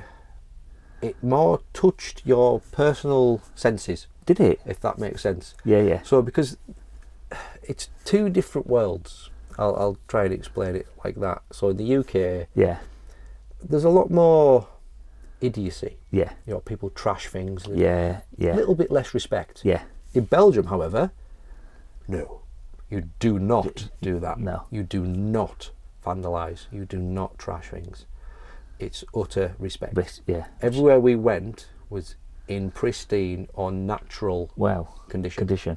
And you got that everywhere you went. Which is how it should be, really. Isn't exactly. It? And we went in this one house. Two houses stuck out in Belgium. One, it was like a 3-story house, and it was up like a mountainside. And we went in round the back through the conservatory. Door was wide open through the conservatory, and then we got in. And again, everything's still there, as if they just went to work one morning and not came back. Really, it's upsetting. It really is. And I'm upstairs, and I'm changing my battery in my camera, and I put my camera on the bed. And I'm like looking for my batteries, and I'm like, I'll be back in a minute. I'm just changing my battery. And then Dan shouts from downstairs, he's like, Flex! And I'm like, what? He's like, come down here now. And I'm like, oh, why? What's happened? He's like, come down here now. I was like, all right. Fumble them with the battery, put the battery in. I'm run down. Like, Dan wants me quick. Run downstairs, and he went, oh, what? And he went, going down. And I went, oh my God. I put the camera in, and there's a 1963 Volkswagen Beetle in the garage in pristine condition. With the keys in the ignition. No way. Just sat there. I'm like, oh my God. The windows are clean. The tyres have still got air in them. Bloody hell. I'm like, if that was in the UK It would have been smashed up. Yeah. It would have been on fire. Yeah. And everything, every part of it would have been stripped. Yeah. Pristine. All, in my opinion, it wanted some fresh fuel in it. And it new spark plugs. Yeah. And it would have a worked. good wash. And it would have ran. Yeah. That What was a difference. it. Just mint. What a difference. And then we went into a busy village. Yeah. In Belgium. Similar sort of thing. Yeah. It was a normal house, and there was a lot of religious sort of memorabilia there In it. Yeah. which was quite sad as well. So we got in through the back. Weirdly, the door was wide open, so people had been there before. Yeah. There was footprints. There was. I'm surprised animals don't get in. Is there any? Never, Oh yeah, there's quite a few. Yeah, sometimes there's quite an evidence that animals have been in. Especially if there's food. Yeah, because they will find it. Yeah, they will yeah. get in. Yeah. And we got in and look around. I'm like, this is just nuts. Like the kitchen, the dining room table still got fruit in the fruit bowl. Whoa. And like, I don't understand what's happened What's going here. on? And it's just immaculate. The curtains are still drawn, like just been drawn, you know. And there's a kettle. There's everything you'd think of, and I'm like, where are they gone? Like, where are these people? And did you never? Did no one? Some local, of them you don't know. Some of them you don't find out. No backstory. And I'm walking through, and there's a door to a garage, because there's clearly a garage outside, and I'm like, this garage is huge. Yeah. I look at it, I'm walking in, and you probably get about 5 cars in it. Bloody hell. That big. And I walk in, I was like, oh, hello. A very rare Vauxhall Vectra. Right. And you think, oh, this is a Vauxhall Vectra. Yeah. But this particular model was a very rare model. It had a Right. very rare variant of engine, Right. a very rare variant of interior. Yeah. There was only so many of them in that variant in Belgium. Right. So you don't really see them anywhere else. Yeah. Just sat there in the garage, pristine, covered in dust, locked. I thought, that's weird. That is, because you do not go to an abandoned building where there's a car and it's locked. That's weird. And I thought, this is strange. Yeah. They've gone on a long vacation, they've got a house somewhere else and they've Yeah. locked that car. Like, weird. And I'm going around the other side and there's a police notice stuck on the window in Belgium. Yeah. And I'm like, I can't read that. Don't know what it is. Yeah. I never got around to translating it. Right. So I don't know what it says. So Just a police notice on the window. it could have been anything. Could have been anything. Could have been a crime scene. Absolutely, could have been anything. absolutely anything. So you go upstairs, the beds are still there. The beds are all made. I'm like, this is beautiful. I could dust And just live in it. and just live in it. It was that gorgeous. bloody hell. Beautiful house. The staircase was gorgeous. One of the nicest staircases in a normal house I've ever seen. It was like a patterned wooden metal railing staircase that went up like that with like it was really, really nice. And it was like, where are they gone? Where are these people? Yeah. Why is the car still there? The keys weren't there though. I'm like, that's weird. That's weird as well. Isn't it? It's just it, and then you get out of there and you're just on And the then drive. your mind must be thinking, oh, did they do a runner? Was someone after them? Was they in debt? Your mind must just be constantly all things, mustn't it? Yeah. You must when you can't sleep at night, you must be lying in bed thinking, you just sit there. oh, do you remember that place in so and so? I wonder what caused that. Constant. it blows your mind. You just sit because I remember coming out of there. Everyone else had got out first, and me and Dave were left inside. And my mate had rang and said, "Get out of there quick! There's police." I was like, "All right, okay." Well, there's very strict laws over there. So if you get caught in somewhere, they'd probably lock you up. Oh, right. Yeah, you'd probably. So it's more than just a civil case over there. Yeah, it's quite serious. So we didn't know that. Yeah. Like fully. Yeah. It was like, "Police, get out, just in case." I was like, "All right, okay." So I ran out, I got out, no bother, and I was waiting, and Dave was still in there, and I'm like, "Dave, come on." He's like, no, I'm just filming this." I'm like, "Dave, come on now, get out." He's like, "No, I'm filming this, I'll catch up with you." And I was like, all right, I'm gone. So I'm gone. Sat there for 20 minutes, half an hour, and he's still in there, and I'm like, police car, like, it's down there, do you know what I mean? Like, he's going to get caught. Yeah. Right? We're going to have to, like, bail him out. Yeah. He's not there. Had the police gone into the building at this point? They'd parked outside. Had they? Yeah. So I was like, he can't come out that driveway. Yeah. And then he just came out of nowhere from the other side. Round the block. I was like, "What happened?" He went, "Well, they came to the door, didn't they?" I was like, "Oh shit, really?" He went, "Yeah, but they can't come in." I was like, "Oh right, okay." What, like vampires? Police vampires? No, they're not allowed to enter. Are they not? No. So, because it's abandoned, different laws over there. Basically, say if you had a house and you lived in Belgium and you passed away, and you'd passed it on to your son, daughter, whatever, and you had a son and a daughter, 2 sons or whatever, and you'd said, right, I'm leaving the house to you, and there was a dispute between them two. Yeah. And one was saying, oh, well, I want to knock it down. Yeah. Oh, I want to sell it. Yeah. The government gets involved and says, right, none of yous are having it. We're locking it down until you can come to an agreement. Bloody hell. And that's what they do. That's why they get abandoned. So the only other thing I can think of is that the people that have lived in there have passed away. Yeah. And some sort of disputes Dispute going happened, on, and that's yeah. the only thing the only logical thing I can think of. Yeah. That's the only thing. So I wonder if that gives that sort of air of respect that people have for it, because Possibly. it's not actually properly abandoned Yes. at that point, is it? Yeah. You know, it's kind of in limbo, isn't it? Yeah. So, It's just sat there waiting to get sorted. Yeah. And strangely, it happens here as well. Yeah. Very, very rarely, but it does happen Does it here. just happen? Yeah. Does it?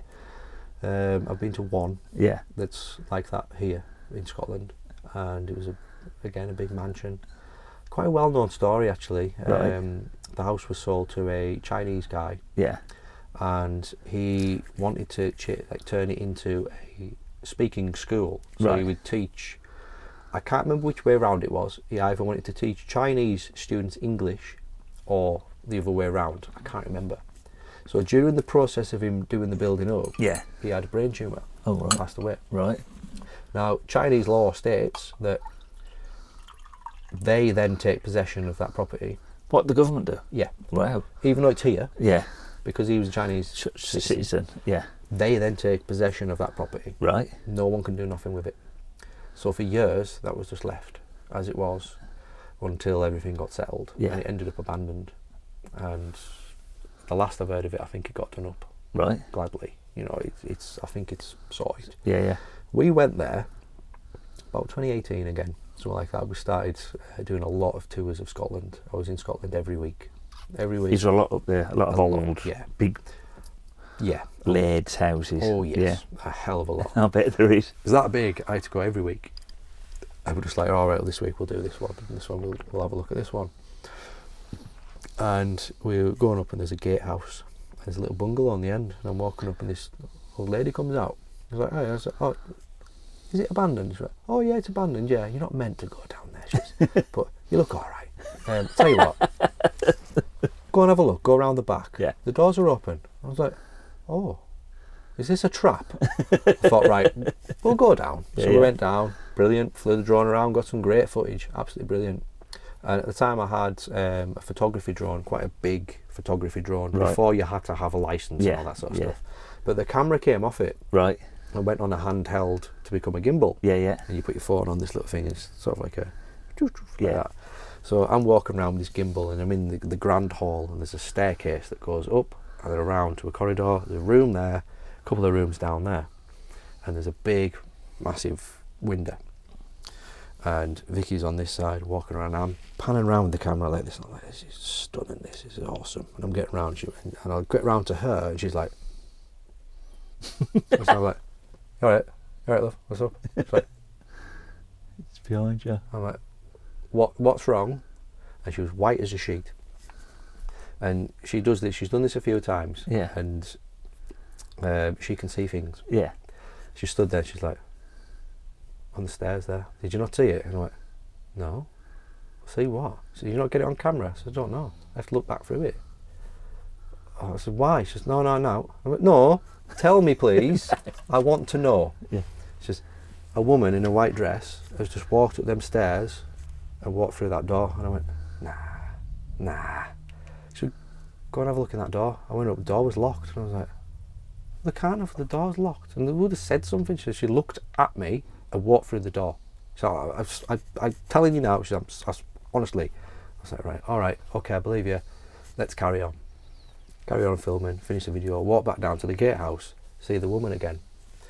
And we're having a crack, and she's like, are you all right, love? And she's like, oh yeah, I'm fine. She went, did you see her then? And I was like, what? She's like, did you see her? She's like, what do you mean? Like, did you see the woman? She went, yeah. How do you know? She went, I'll tell you the story. And I was like, all right, I believe this now, right? There's no way at all the two could have. Do you know what I mean? Yeah. And she's like, when it was a house, Yeah. and there was a family there. The husband and wife, they had a daughter. Yeah. And back then, early on, like autism and stuff like that Right, was yeah, deemed yeah. as, you know, It's a mental illness, yeah. she Well, was- everything was deemed as mental illness back Yeah. then, wasn't it? Well, the daughter was autistic. Right. So they locked her Locked her in a tower, Right. in the tower of the building. Yeah. And she ended up dying in there. You know, like, I don't know if she was middle-aged or whatever. Right. She ended up dying. She always wore a white dress, a long flowy white dress. And there's a tree just in the grounds of the building, and she was always seen by the tree. The woman then revealed to us that she used to live in there. She lived in there with her husband for 6 years as the caretaker. Right. They used to see her every night, Bloody hell. and they got used to it. Yeah. And they obviously knew who she was, they knew her name and all this sort of stuff. She's telling us the story about who she was and that. She says, if you don't believe us, you can look it up. And I looked it up. Lo and behold, yeah, it's all Kosher. it's all true. It's all there. And I was like, so you've seen that? And I says, right, you tell me, Maya, what she looked like, Yeah. and then so she did. Yeah. And I said, so what did she look like then? And she described it exactly the same. I'm No like, way. right, okay. You can't explain it. So was this one of your first haunting type experiences or not? No, Was it not? no. I'd done a few, but Yeah. never But seen. you didn't go there for that reason. You didn't have No, a clue, did you? No, not a clue. I went there just for Just because just you knew for it was the an building. older abandoned building. Just interested in the building. Yeah. And that happened, and it's happened to her a few times. Do you know what? It makes you After. wonder what happens to these kind of souls and spirits once them buildings have been demolished. Yeah. Where do they go? What happens? It's like, have you ever heard the stories about Roman soldiers? Yes. And you see the Roman Yeah, soldiers, 'cause you there's- can only see them from... Yeah, because there's supposed to be. There's the old Roman road on Blencathra, Mm. and apparently at a certain time of year, there's a whole legion. Apparently through. marches through on its way up to Scotland, maybe, or somewhere like Mm. that. So that's one of the sort of Lake District's kind of ghosts of the lake. I've got this book in the house, like Ghosts of the Lake District of Lakeland. It's really old, one of these really old books, and that's one of the stories there. Yeah, and it's just on part of Blencathra. So part of Blencathra must have had been a Roman, because there used to be an old Roman fort down the road, down at so you know where Broome Castle is. So you know over the river from Broome Castle where the swimming pool is. Well, it used to be a swimming pool. It's a house now, and there's like the field before you get to Frenchfield, which is the playing. You know where Penrith Football Club now is. So there's a field there, and then if you look at the aerial shots from that was an old Roman harbour. Oh, right. So they used to come up and down the Eden, and there was an old harbour there, and then they used to get onto the. So I'm guessing the A6 must be an old Roman road. Yeah. So then they must have used that to get provisions up, and then because you're right on the A6 there, aren't you? Yeah. So then they'd get that was an old harbour. They'd get all the stuff on, and then march up the A6 towards the northeast. I suppose it wouldn't be far away, particularly from Bird Oswald and that either, would it?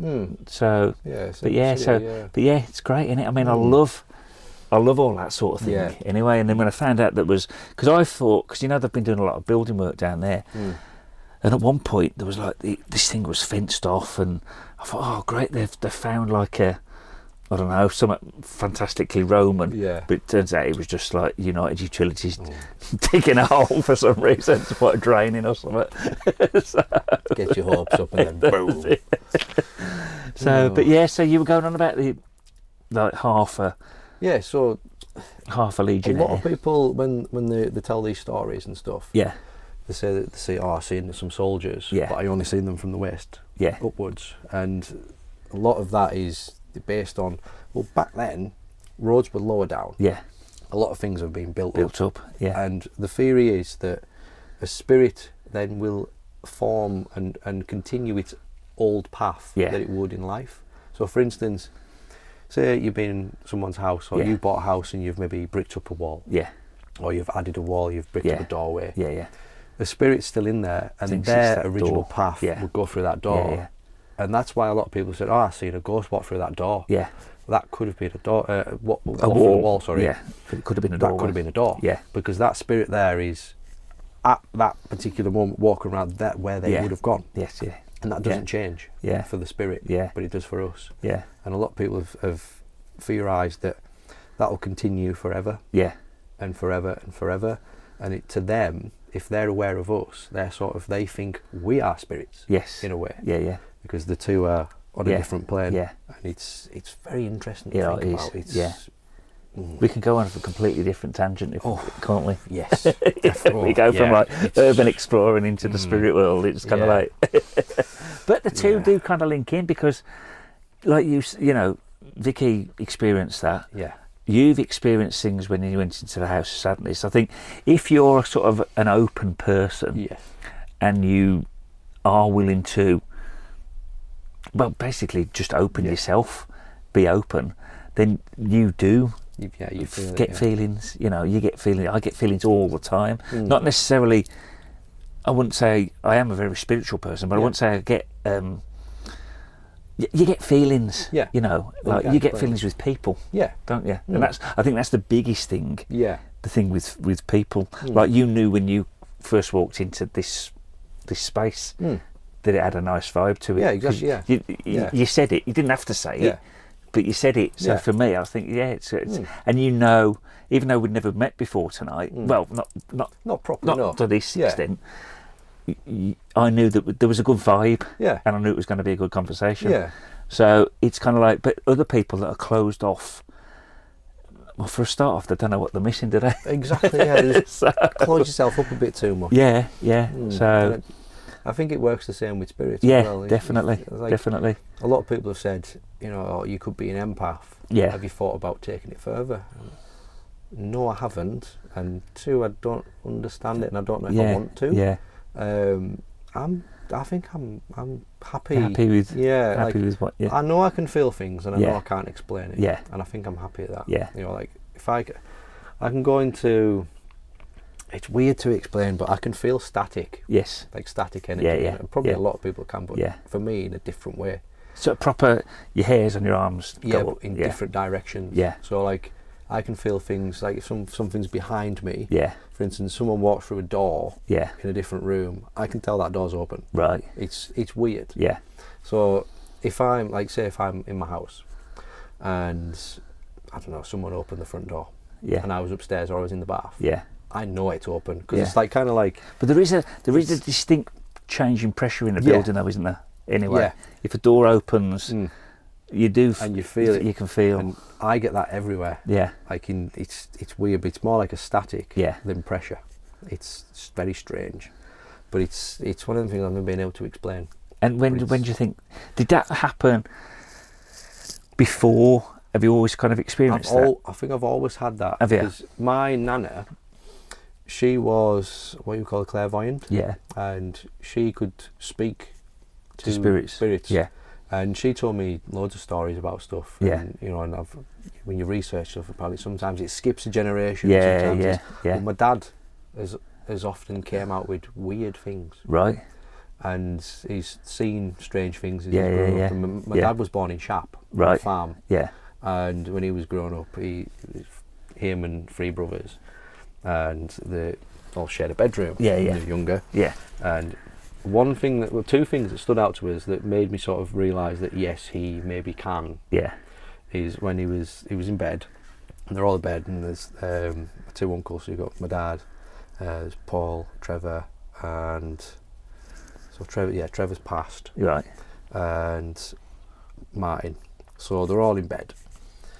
Trevor's lying down, and my dad said, he says, they're just lying there, and all of a sudden, full hand comes through the wall, pats him on the head, and just goes back like that. I says, no, it didn't. I'm telling you now. He says, that's what I seen. I was like, all right. My uncle then backed it up and confirmed it. And I was like, all right, okay, that's strange. Then there was another one where he was in the barn and he used to play with action figures, like action men. Yeah. He buried one. He used to like, back in the you mess about with them. We've all done it. Yeah. He used to throw it around, bury it, and run it over on his bike and all sorts. But he'd buried it, and I don't know what model of action man it was. He'd probably be able to remember, but I can't remember. So at this particular point, he said, I buried the action man, so I wanted to see what would happen. So I just buried it, so it'd gone. Yeah.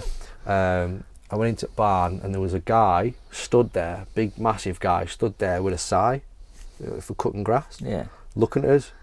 And he said, shit, I was only like 5 or 6. He was terrified. And he said it happened every night until I then unburied the action figure and never seen it again. You're kidding. I was like, what the hell does that mean then? I don't know. Maybe something with the doll. Maybe if like something's like the doll, and he's like saying, "Unbury me," you know. And I said, "What did you do with the doll after?" He said, put it back in the house and left it. And he never seen it again. And that was in Shap. Well, I wonder if there's something buried under deeper. I don't know. Possible, very possible. But he swears blind by that. And I always think to myself, right, because there are going to be people watching this saying, "What a load of shite! What a load of bollocks!" But why would he make something like that up? Exactly, yeah, and so specific as well. Why would he make up? It's like if you're going to make something up, you'd make something the most outlandish, bizarre, out of this world story that you can possibly think of. Wouldn't you? Not just a hand coming out of a wall and tapping you on the head and going back in, or not just buried. Why would you come up with thinking, I buried an action man? I'm going to tell everyone I buried an action man, and then this kind of like Grim Reaper-y type figure would stand over it in the barn. You'd have to think about it for a long time, wouldn't you, to sort of come up with that story. And you wouldn't come up with that. You'd come out with, I went to so-and-so and then this thing. You'd make it a hell of a lot more. Yeah, you'd make it more interesting, but that's as far as it goes. That is literally what is, what's happened. I've had similar sort of like when my nana was still alive, my granddad was still alive, on my mum's side. So they're all from the sort of Shappy area, or not? My family is quite complicated. I've sort of found out more in recent years. I've found out a lot of stuff actually. So on my dad's side, you've got my granddad, the Richardsons. If you Google the Richardsons of Cumbria, you'll find out a lot. Really? They were very well known, very wealthy. Owned majority of the farms in Braithwaite, Keswick. Right. Still do to some extent. And I didn't know. I knew a little bit. I knew a little bit, but I didn't know a lot. But my nana, she was originally from Blackpool area. Right. So she was adopted and moved out this way. So my granddad's cousin, something or other, there's loads of brothers, loads of sisters. He was brought up back then thinking that his mother was his mother, but it wasn't. It was his sister. Right. He was born out of wedlock. Right. Just, all that kind of stuff. But, so my great granddad Simi or something like that. I can't remember exactly, but he's a well-known character. Back then, he would have been associated as like a millionaire now. Right. Yeah. He had servants. He had there were sheep farmers. Right. And they basically owned most of Braithwaite. Yeah. And Thornthwaite and just about all that area. All of it. Frelkeld. No way. And Jesus. all that. Buttermere. A lot of Buttermere is still owned today. So the largest privately owned farm in England is owned by my great uncle or my granddad's uncle, something like that. Bloody hell. So I ended up finding out. So basically, the whole of Buttermere, you go past Honest the Slate Mine, that's all his. No. Go past the farm, that's his. All the mountains, that's his.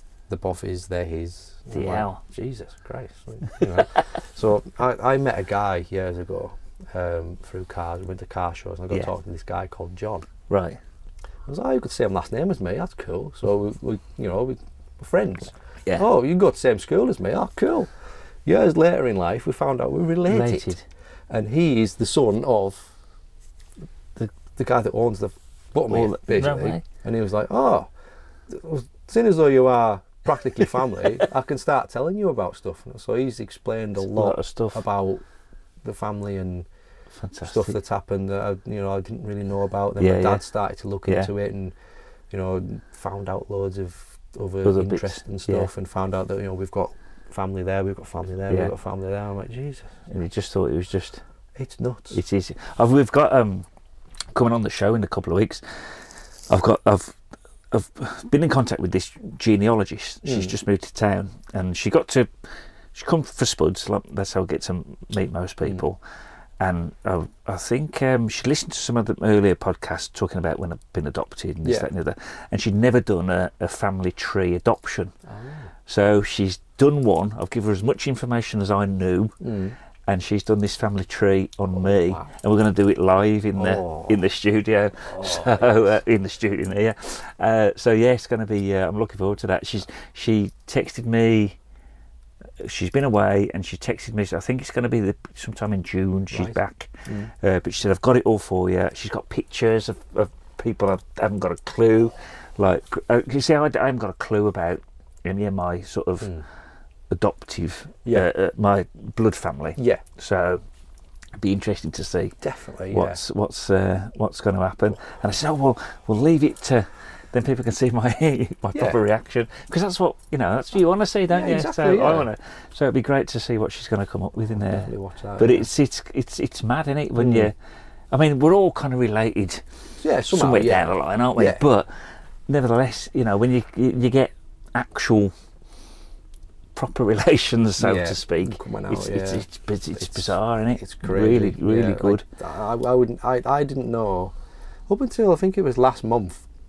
I was on about something with my dad, and I live in T-Bay now. Oh dear. And where I originally live in Maryport, Dereham area. Yeah. About an hour difference. So every weekend I drive back there to see my eldest son, who lives in Workington. And I drive past Frelkeld, I drive past Keswick all the time. Yeah. And I got on the conversation with my dad about Frelkeld and stuff, and I said, I'm going to go and camp there and do stuff. And he went, oh, well, our family's buried there. I was like, are there? Like, well, your great uncle such and such, and this and this and this and this and this. They owned the farm there. Such and such owned the farm at what's it called? Frelkeld on the other side. Somewhere like Great Land's End or something, whatever it's called. Lammonby? No. I forgot what it's called now.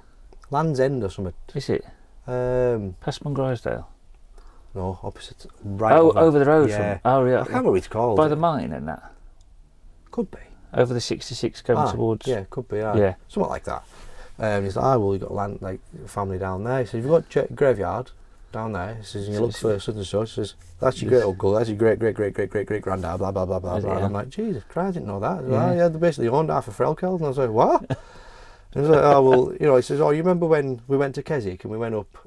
You've been to Surprise View. Yeah. So if you carry on all the way up top to Surprise View. Yeah. At what Endliff? Yeah. That's my dad's cousin. No. Yeah. But in the farm with the little tea room. Yeah. No way. That's my dad's cousin.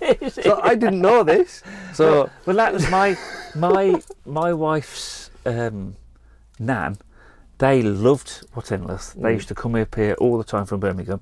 They loved it. So we had a little bench put in the it's full of little benches of people, memorial benches, isn't it? So we had one put in the garden there. There's a little, it's like, what do they call it? 3 degrees of separation, and it's like that's our kind of link, I suppose, isn't it? To that.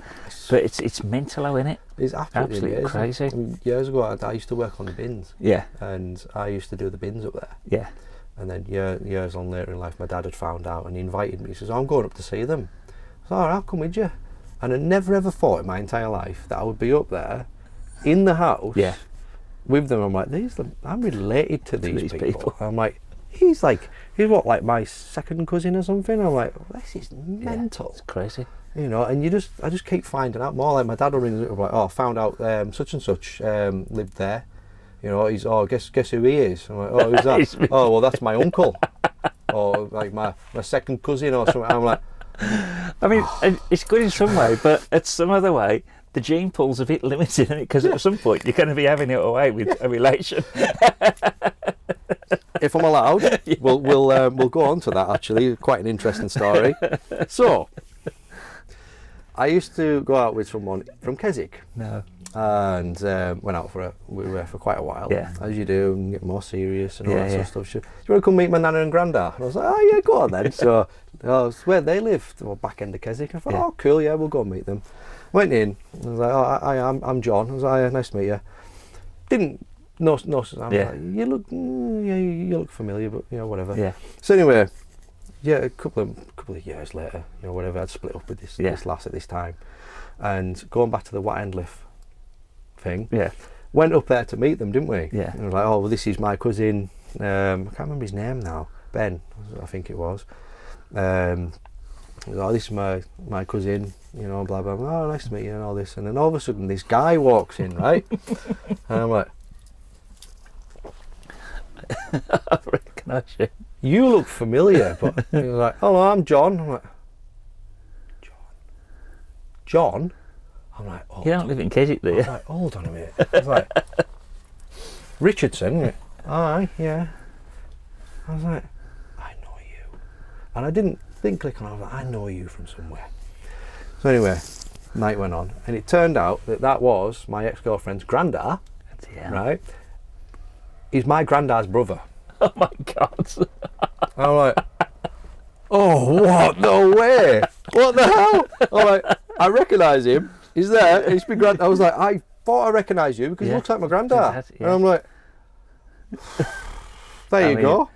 I was like, how weird would that have been if you'd stayed together? Absolutely. And then it turned out, weird twist of, so when I was born, the first place I lived, first village I lived was called Flimby. Right. Yeah. Didn't live there very long. And then I moved to where I grew up. Yeah. Turned out that my ex used to live in Flimby as well. So I'm like, what? I'm like, what the hell? The gods are trying to bring you together with you like it on it. So I was like, I don't know how this has worked, but yeah, I think I've already met you. And like, when someone looks at you and they look at you like, I know you. And I'm like, I know you as well. Yeah. But he didn't say anything. Nah. He didn't say anything. No, didn't say when you went nothing in the at house all. Nope. And I'm like, I know you. And he's like, Stum. And then I was like, yeah, that's my granddad's brother. I love it. But yeah, because you've gone off the old exploring a bit now, haven't you? Yeah. Because I know you've recently had one or two children. One. I've had two more. Two. Yeah. Two. So I've got 3 altogether. Have you now? Yeah. So I know kind of exploring's gone off on the back burner a little bit, hasn't it? Yeah. But you've gone into more wildlife exploring, would we say? More the wild adventuring. Yeah. So adventuring, hiking, wild camping type stuff. Did you do much of that? Because obviously you're born and bred around here. Yeah. Did you do a lot of that when you were younger, or did not? A lot of hiking. Yeah. So when I was younger, I did a lot of hiking and walking. My brother was a fell runner. Right. And he ran for Ellenborough, he ran for England. Right. And he got to the level where he was nearly like professional, going to the Olympics and stuff. And my nan had sadly passed away at the time. Right. And I think it knocked him massively, so he quit. Right. So we've got massive history of the fells and stuff like that. And I think somewhere down the line, my granddad's related to a famous fell runner, and I can't remember his name. Is it not Josh? Josh Naylor. Yeah. There. Because that was when we had Bobby on. Hi, Bobby. Big up to Bobby. Bobby's one of the Bobby Guard Story. He was on one of my first guests in here. He's a big, massive fell runner, and he's part of the new. There's a fell running exhibition down at down in Ambleside at one of the museums in Ambleside, and he's one of the sort of what's the word? He's kind of like one of the guys, kind of running it and helping it in that. But he was bigger, and he was on about Josh Naylor. Yeah, he's basically just this old boy that just ran. You know? So. Yeah, but my granddad was a fell runner. Right. So the two ran together. Yeah. Done all sorts. My brother sort of went into it. I was more into the sprinting. I was good at sprinting. Yeah. And my brother carried on doing the fell run, and he's been up probably every mountain you can think of. Has he? But instead of walking up it, he ran it, and ran back down it. It was rather amazing to watch. Yeah. You know, you're sitting there and you're like, that's big. And he's my brother Paul has gone but he was really good at it. He either came first or second. Right. And that was it. him. He was really, really, really good Yeah. at it, really competitive. And when my nana passed away, it just knocked him, and that was it. Yeah, so it's always been a thing of mine, Yeah, the mountains, yeah, the walking, yeah. that kind of thing. And Yeah. obviously, like the family history of, growing up around half of them and stuff. I was going to say, kind of natural. It's a natural habitat. Yeah. When Urbex sort of got to the point where it's at now, where it's, there's too many chiefs, not opinions, kind of thing. I decided to sort of take a back foot, because a lot of people are getting in trouble now. Yeah. People are just purposely burgling. I thought, I don't want to be associated with it. Exactly. I've done my... Yeah, you've done your bit. Yeah. You were kind of like the pioneers, really, weren't you? Yeah. So you've kind of done it. You did it properly. Yeah. You kind of like made it accessible and opened people's eyes to places, didn't you? Yeah. Whereas now, like we said, it's completely different. And you don't want to be, like you just said, you don't want to be associated with things like that. And it's started getting to the point where, if I stumble upon a building, for instance, like back then, we'd be like, I've told my close group of friends that I trust, there's such and such a building there. And they'd be like, well, there's one here. So we'd swap. Yeah. Nowadays, there was one called the Grandad's House in Wrexham. Right. And I stumbled upon it, never heard of it before. Yeah. And I was like, well, that looks abandoned, I'll go and have a look. So I filmed it, Yeah. done the video, got contacted by someone who went, why have you gone in there? I was like, well, it's abandoned, done the video. Oh, I found that. I'm like, all right, okay, well done. And they're like, oh, you can't go in there because that's mine. I was like, no, it isn't. Oh, what? It's free to anyone. It's not your property. You can't, it's not. I found it first, so it's mine. Everyone knows it's mine. So it's got to that stage of like, people are trying to own it and trying to, like, this is my location, this is my jurisdiction. You can't go there, kind of thing. And I'm just like, go away. Yeah. It's like mountains. Yeah. I can't walk up Blencathra and be like, this is mine. I found it. Exactly. Do you know what I mean? It doesn't work like that. It doesn't. And I says, I need to take a step back. And so plus, there's not many left. I was going to say, there really isn't. You won't find any gems like you've found anymore, will you? No way in the world. As sad as it sounds, you get to the point where you think, I've done it all now. Yeah, yeah. And you kind of had. It's run its course, hasn't it? You were there at the kind of the beginning-ish. You were some of the YouTube pioneers for it, and now it's kind of run its course. You've got older. Yeah. Your life has completely changed to what it was, and so your whole outlook on life changes as well, doesn't it? Yeah. So now you've decided to do more daring things like canoe across Ullswater on a blow-up dinghy in the middle of the night. I had a big Check out his latest YouTube video. You'll know what we're talking about. It's got to be fun. I had a big break, and I decided I need to stop. I need to change what I'm doing. Yeah. And I've always my channel was founded on cars. I've always been a car guy. I've always been a car collector, kind of. Yeah. I decided I'll do some car stuff. Yeah. Didn't really do a lot with it. It's harder than what you think. There's so many people on YouTube now that do car related stuff. And I'm like, I need to do something else. There's got to be a niche somewhere else. And I thought, I live in the Lake District. I'm surrounded by some of the best things you could possibly walk on, you could ever think of. Yeah. I live here. Why not do that? Yeah. And I thought, I'm going to start hiking. So I sort of slowly started getting back into it, getting fitness up and stuff again. And at the time, I was still sort of doing a little bit of paranormal, a little bit of urbex. Yeah. And the guy I worked with, he was like, don't be doing that hiking stuff. You'll never get any views on that. It's stupid and all this sort of stuff. And I was like, don't tell me what to do. Exactly. It's my choice. Yeah. You'll never get the same amount of views as what you do with this. I'm not doing it for that. Yeah. I've got to enjoy it. Yeah. So I started doing that. I did my first video camping. Yeah. On Skidder in a party pop-up tent with a £7 home bargain sleeping bag. A massive stove, the big stove you put the gas things in, walking up Skidder quite proudly with my mate, and all these bags like this, carrying up. His tent's bigger than mine, it's a big massive pop-up tent. Yeah. We get up to the top of Skidder with our wellies on and set up and have one of the best nights I've ever had. And it's at that point you think, I want to do this again, but I need to think about what gear I've got. And that's when I started to take it seriously. Right, yeah. And, watch other people, what they do, how they do it. Because to me, it's new. Yeah. I've never done it before. There's people out there that do it professionally. Yeah. and I need to learn. Yeah, because you were like a mountain rescue, waiting to happen, weren't you? Yeah, definitely. I mean, I've got a little bit of experience of going up them. Yeah. But again, I didn't have the survival experience of staying out there. Yeah. Which I've slowly built up and got better gear and learned. And it is a lot of it's the gear, isn't it? Yeah. You know, if you're correctly dressed, then it doesn't matter what the weather is chucking at you. Exactly. You can survive it, can't you? No such thing as a bad day. There You've isn't. got the wrong weather. Exactly. That's what it's exactly the same when I'm at the store. People say, "Oh, you're not freezing, you're not this." No, because I'm dressed accordingly. Exactly. Yeah. You know, and it works. And some days I'm not, and then you do suffer. So some days you think, "Oh, it's not going to be that cold today," so you don't put as many clothes on, and then all of a sudden the wind changes direction. You've blown in from the north, and you're stood there, freezing cold.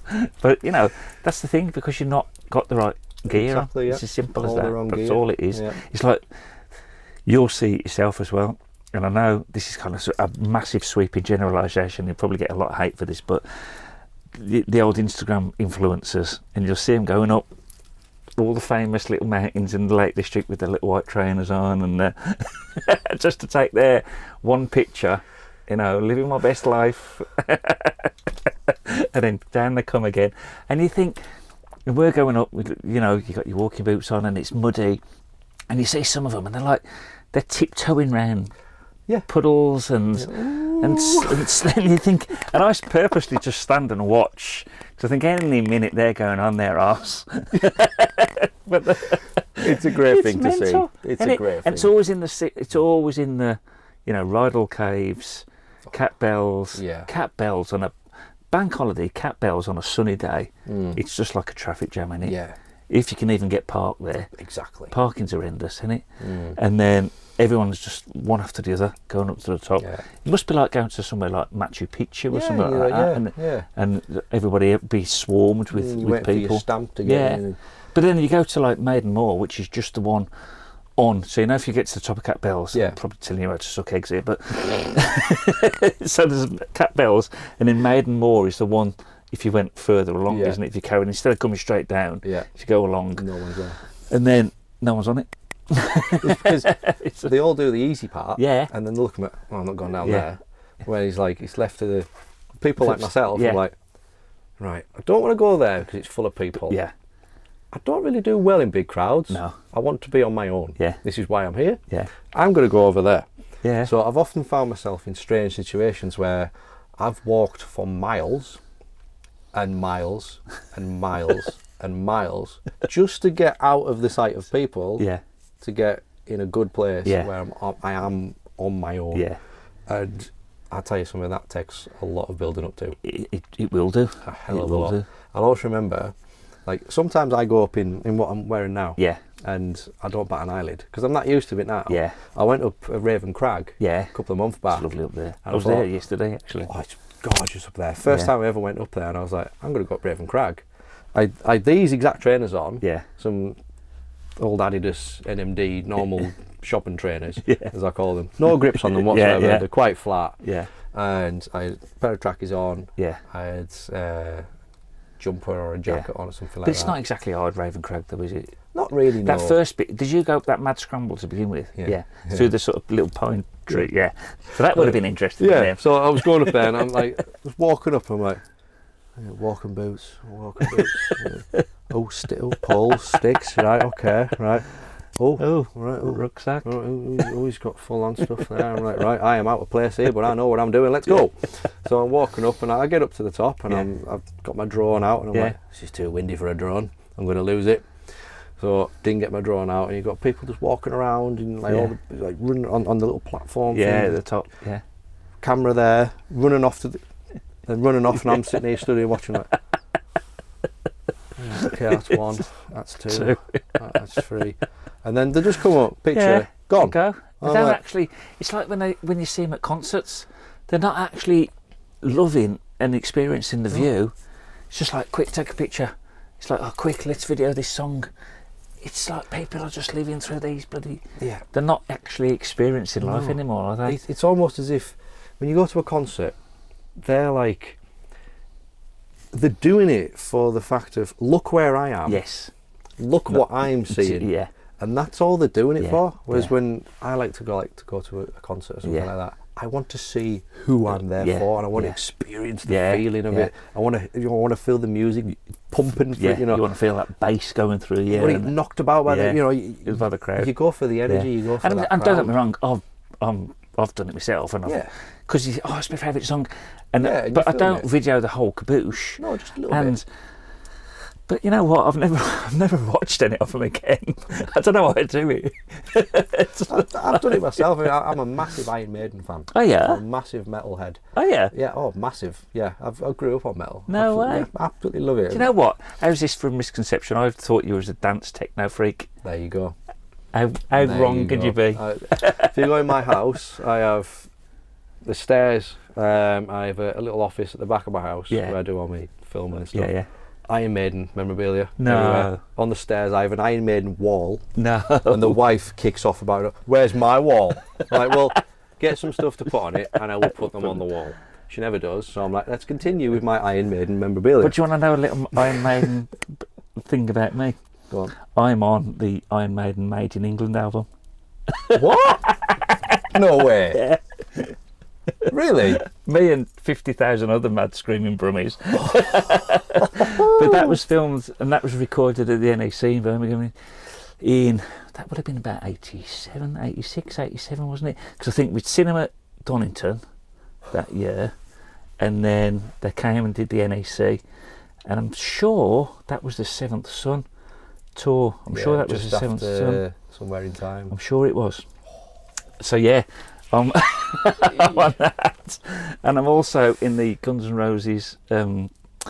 Which one is it? Paradise City video. No way. Yeah. So you know when it flicks to the black and white bit, and Yeah. it's all at Donington. So the first half of the video is all, and you know when it speeds up at the end, Yeah. and then it goes to that's what filmed at Donington. So I'm about the 75th row back from the front. You can't really see me. I look very similar to this, but without a beard. You're still there. I was there, yeah. You're still there. Yeah. And I'm also on, do you know a band called Halloween? Yeah. German band. Yeah. Yeah. So they filmed, they did an album made in the UK. Yeah. For some reason, everyone seemed to like the Birmingham crowds, probably because we were all insane. So they recorded Made in the UK, and that was at the Hummingbird, which was one of the rock venues in Birmingham that we used to go to all the time. So I'm on that album as well, screaming Wow. my head off. So there's my 3 claims to fame. Very jealous. Very jealous. So next time when you go home, you listen to Made in England, or you listen on the way home, I'll be one of the people screaming in the background. Very jealous. I was very late into the Maiden sort of scene. Was you? Yeah. So, I mean, my mum and dad, Yeah. they've seen them live. They've grown up with them, and Yeah. you know, and I've always been into it. But when I was growing up in school, it was always like rave, Right, and, yeah, and dance yeah, and all that kind yeah. of stuff, and hip hop. So I followed that trend and became Yeah. a DJ. You know, produced music, got Yeah. into the hip hop scene and all that sort of stuff. And then when I sort of started to get to like, But my that was late there was a good 20s crossover at one point with hip hop and rock. wasn't Yeah, there? When Run DMC yeah, and all Run that sort of DMC stuff, was one of the yeah. big ones, and then Public Enemy with Oh, Anthrax, Mm. and then that kind of got me down a little hip hoppy Yeah. sort of warren as well. So Mm. I really got into Ice-T, because Ice-T's got another. He's got a really good metal band. What they're called? Oh my god! Probably heard it, but I can't think. You will have heard of it. I can actually see the front cover in my mind's eye now. It'll come back to me. Mm. But there's a few sort of tracks on a few Ice-T albums that have got like a rocky Yeah. edge to them. And then he has actually got a proper metal band. And they do like a couple of Iron Maiden covers. They do a Slayer cover, and he does his own stuff as well. It's it's really pretty cool. If I think of it before the end of this, I'll blurb it out. Yeah. But otherwise, I'll link it over to you later definitely, when we get in. definitely, yeah. Oh, so your your 10 tunes that you're going to add to this playlist are going to be brilliant, aren't they, tonight? Because I always asked every guest if they can message me over some. I was going to say fax me over 10 of theirs. That's showing me age. Message me over 10 of their sort of favourite songs, because on they've got like a Spotify playlist. It's all like Spud Life, I've the seen soundtrack, and it's like an eclectic mix of all my guests because we invariably end up talking about music. So it was actually Bobby's idea. He says, get a playlist going, and I said, that's an excellent idea. So it's some really good stuff. So I'm guessing there might be the odd Iron Maiden track on yours. There'll be quite a few of my favourites in there. So, but then you got into DJing and proper vinyl DJing. Then would it have been? Yeah. I've still got all my vinyls. Have you? So I started in 2002. Yeah. So I started secondary school 2002. Right. And weirdly, how it came about, we used to listen to like a music genre called New Monkey. Right. It was basically rave music. Right. Like old school, like happy hardcore. Yeah, type yeah, stuff, yeah. You know what I mean? So like Colosseum and Hangar 13. And so that's like 180 beats per minute stuff. But basically, yeah, like you know what I mean. You know, and big into that. Back then, we had the CD Walkmans. Yeah, yeah. Tried to stuff them in your pocket, headphones up, into your sleeve like this. No, I'm not doing anything at all. You know, I'm just you sit there going, like this. So it was back then, and me and a couple of mates sat around the table at dinner time, and he was like, "Oh, I reckon I can do that. I mean, we know all the words, we can do it. You know, we've got the flow on that. I reckon." I was like, "Well, I'll be a DJ then." I was like, "I can then." So my mum was like, "What do you want for Christmas?" I was like, "I want some decks." So she bought us some decks. No way. And I just taught myself. Did you? Yeah, just all the time. Was it as complex then as it is now? Yeah. Or not? Was it? Yeah. Was it? Yeah, it was worse for me because you're just coming into it, it's all new and stuff, Yeah. and it's your first time, it's a bit overwhelming. Yeah. So this is before YouTube, before internet. Yeah. So you were literally trial by error. And I had a pair of Sound Solution or Solution Sounds something. Right. A really weird make. I don't think they're around now. Yeah. Belt-driven turntables with plastic platters on. Now, to put that into context, right, how hard it was, you push the platter, they would move. So the needle would skip a lot. Yeah, yeah. So first you're getting into it, you're learning beat matching, you learn to count beats and rhythm and all that sort of stuff. It's like, I kind of knew, you know, in your head you just go off it. Yeah. Anyway, you just pick it up and you get all that and you start buying vinyl and vinyl Yeah, and vinyl. yeah. HMV at the time used to sell vinyl records. You used to go in there and buy like 3 for £9 or something. Yeah. You know, and you'd learn off that, and then I knew a guy that had some vinyls, and I knew another guy that had some, and I'd swap them and you'd build up. And then I got a second set of decks when I got a bit better at mixing, a pair of Citronic PD1s, right, direct drive, and I was like, right, this is so it. I just got into it, and that's when I started to actually understand it. When I got proper decks that could keep beat, keep rhythm, because the belt-driven ones, the belts would stretch over time. They'd lose beat. You'd be in beat. You'd be on like 45 on that side, and then you'd be trying to keep that one in there, and it just go out of rhythm. Yeah. Whereas the direct drives, they're magnetic motors. They just go, and you're in there, and you're like, all right, I understand this now. Yeah. You know, I'm starting to pick it up, and that's when I started to actually get good at it. Yeah. And I started doing more, upgraded to the decks I've got now. Yeah. To Stanton T120s. Right. So you're still old school vinyl? Still got them, yeah. Still got them. Bought them in 2008. Yeah. And I've still got them. Still on the original styluses. Right. Because a lot of people say, oh well, they wear down. Yeah. You know, they do wear down, yeah. But it's how you set them up. Yeah. That determines how long they last. Right. So if they're set up properly and they follow the track of that vinyl correctly, they wear down a lot slower. Yeah. And mine are the original ones from 2008. Whoa. Bloody hell. They're showing their age, but they still work. Yeah. They're fine. There's no... Could you get them if you needed them? Oh yeah. Yeah, I can still get them, just never have. Right. And I won't until they physically won't grip work anymore. And so I ended up getting into that. Started, you know, on the mic and stuff myself. And did you? And doing a bit of MC and stuff, and played loads of clubs and venues and stuff. What, all around like the north? Yeah. Did you? Yeah, I've done fusion. No way. Done all sorts of stuff. Have you? Yeah, done all sorts That's of stuff. insane. Yeah. Got into all that sort of stuff back Did then. you? And because I suppose then as well, there wasn't as many, was there? There was a good DJs, few. there was a good few. You know, like old school DJs, like Dobby and like all the original DJs. They do all like the Italian house or zone nights and stuff like that. And but like, was there as many electronic dance genres then as there is now? Was there not? So like Italian house, Yeah. Spanish, Right. techno, German techno, German trance, that kind of stuff. There wasn't a lot. Right. And it was big in the northeast. Right. And a guy called DJ Scott went to Barcelona. Right.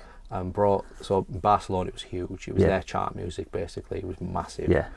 You got like groups like New Limit and stuff, and they'd be like, like their chart music. This week's number one is New Limit, Scream, and you got like all the dancers on the stage. Yeah. All the dancers on the stage. Yeah. And like he got them all on vinyl, and brought them back to England, and ended up getting played in the clubs, and then other DJs from the UK and stuff started making the genre. Yeah. And then when I was into that, and then I remember when a new style of music came out called bounce or donk. Right. And it was similar BPM, bit slow, about 150, 155, 156 if you feel good. And that slowly started to come out. It's known as Scouse House, right? Because it originated in Liverpool, and it was basically like chart songs, but remixed into like a clublandy type thing, but with a harder, the bass drum on it was like when you get a drain pipe and you go bump, like that, hence the donk sound, hence the donk name, and that originated into the donk, right? And then it's went gone up like that. So I was big into that, and that's when I built a studio. Yeah. Got all the condenser mics and all that sort of stuff. Started doing all that, and I was like, I'm starting to take this proper seriously now. You know what I mean? Yeah. And done all that, and started doing more clubs and albums and CDs and all that sort of stuff. And then that sort of died off. Yeah. And I went into hip hop. Did you? And just got right into 90s hip hop, boom bap, and all that sort of stuff. I'd always been into hip hop. Yeah. But when you do MCing and stuff, it's the same rhyming scheme. Yeah. You got that same, you can 4-bar verses and all that sort of stuff, and it's pretty transferable. Yeah. You know what I mean? And I thought, I'll give it a go. Can't be that hard. And I got really into hip hop. Released 3 albums by myself. You're kidding? And we nearly got signed to a record label. No way. So what was you sort of rapping about and that? And just life, basically. Yeah. So at the time, I was going through quite a lot of like deep stuff. Yeah. I had a bad accident. I crushed my hand. Right. And I broke every bone in my hand. Right. And I just started a business not long beforehand as a decorator. So right. Started my own business. Yeah. I was just taking off in life. And everything started going wrong, going downhill. My hand was destroyed. I couldn't do it anymore. And I've been told I would never work again. I was on sick and all this permanently. So like for a year of my life, I did nothing. Wow. So got worse. Started to gradually lose the use of my fingers and my hand. I had to learn to write again. Couldn't drive a car properly. Yeah. And gone through all that. I've still got nerve damage. I've still got problems. It'll never go away. I've got quite severe nerve damage. Yeah. And you can probably see by the scar. The scar, yeah. So I had to have an operation on my nerves down there to release them. So I'd wake up through the night, my arm would be dead. Whoa. And I don't just mean pins and needles. I mean I didn't have an arm. Yeah. So went through all that, and I just basically wrote about it. All that sort of stuff. Just put it into the music, and because there weren't been many white guys back then rapping, was there, or not? Many, no. Was this? Am I in the right era for Eminem or not? Yeah. So he'll have been the first kind of big white guy name. Yeah. That if you weren't in the scene, to the general public like me, he was the first kind of white guy that was. Whoa. Yeah, the first person you'd say, if you said his name, you'd know who he was. He's a white guy, So, so you were in that, not competition, but you were in the same sort of style. Yeah, same sort of style. Yeah. You're writing about real life. Did you tend to rap did you put on a fake American accent or not, or did you keep it real? Sometimes, it's weird. You can't help it. Yeah. And it sticks. Yeah. And then sometimes you can bring yourself out of it, but I just sort of thought, I'm just going to keep going with it. And, and a lot of people, when I released a couple of songs, and there used to be a guy from America who used to do live streams on Facebook, and he asked like his audience to send in their own tracks. Right. And I used to send in a few, and he actually played one of mine. I was like, oh yes, I finally got on. And he was a record label owner and all this sort of stuff in America. I can't remember his name actually. Started with a J, I can't remember. And he played my track and he was like, wow, I can really feel the words. You know, Yeah, I can feel, yeah. you know, I can feel, you know, this meant something. Yeah. You know, everyone's in the comments, oh, this is brilliant, man, and all Yeah. this sort of stuff. I'm like, oh, Jesus Christ, have I done something? Have I actually done something So, good? yeah. Yeah. And it kind of like translates your own thoughts Yeah. into real, Yeah. and then other people can relate to it Yeah, and get yeah. something from it. Yeah. And I just kept doing that, and Excellent. it was great. And then sort of slowed down as I got older and had kids. And Yeah. Yeah. I can still do it, but I've not. But you've still got all the gear. Oh yeah, Yeah. yeah. I've still Yeah. got it all. I could go back. Because I to it mean, when I it want. is kind of having a bit of resurgence, isn't it, hip hop? Yeah. It's kind of, because I do listen to Radio 1 a bit in the car, and we were actually coming back from when we were in Inverness, and it was, I could only get Radio 1 whether I liked it or not, so I was listening all the way back down. And am I right in thinking, is it H? Is that the guy? I've got London Grammar in my head, but it definitely wasn't him. And it was like a guy, and he'd just done this, because they were all saying he was very much like a 90s hip hop vibe he was kind of redoing. Yeah. Very much an English accent. Mm. I'm thinking northern. I think he's Manchester way. All right. Is it H? I'm going to sound like a right old codger now, aren't I? But he was really good. He was on about, he was the gist of the song was all these famous women that he'd like to go to bed with. Yeah. But it was really good, and it was done very much tongue in cheek. Yeah. You know what I mean? And he goes on about who's the oh, he said not a football fan. It was the old Man United manager. He took him from like nothing up to. Don't know. Oh, you know what? Oh, you know the one I mean. I probably know you mean who you said. He was there for like donkey's years, and he was like Scottish fella. Everyone's shouting. Everyone's shouting at the phones now, I can saying see his face. it's so and so. But anyway, but he's also got the same name as a woman, and like this model. What's his freaking name? Anyway, this guy rapping him. He says it's like it's not so and so because he's too old. It's basically this woman. So anyway, that was a bit of a shit story. But anyway.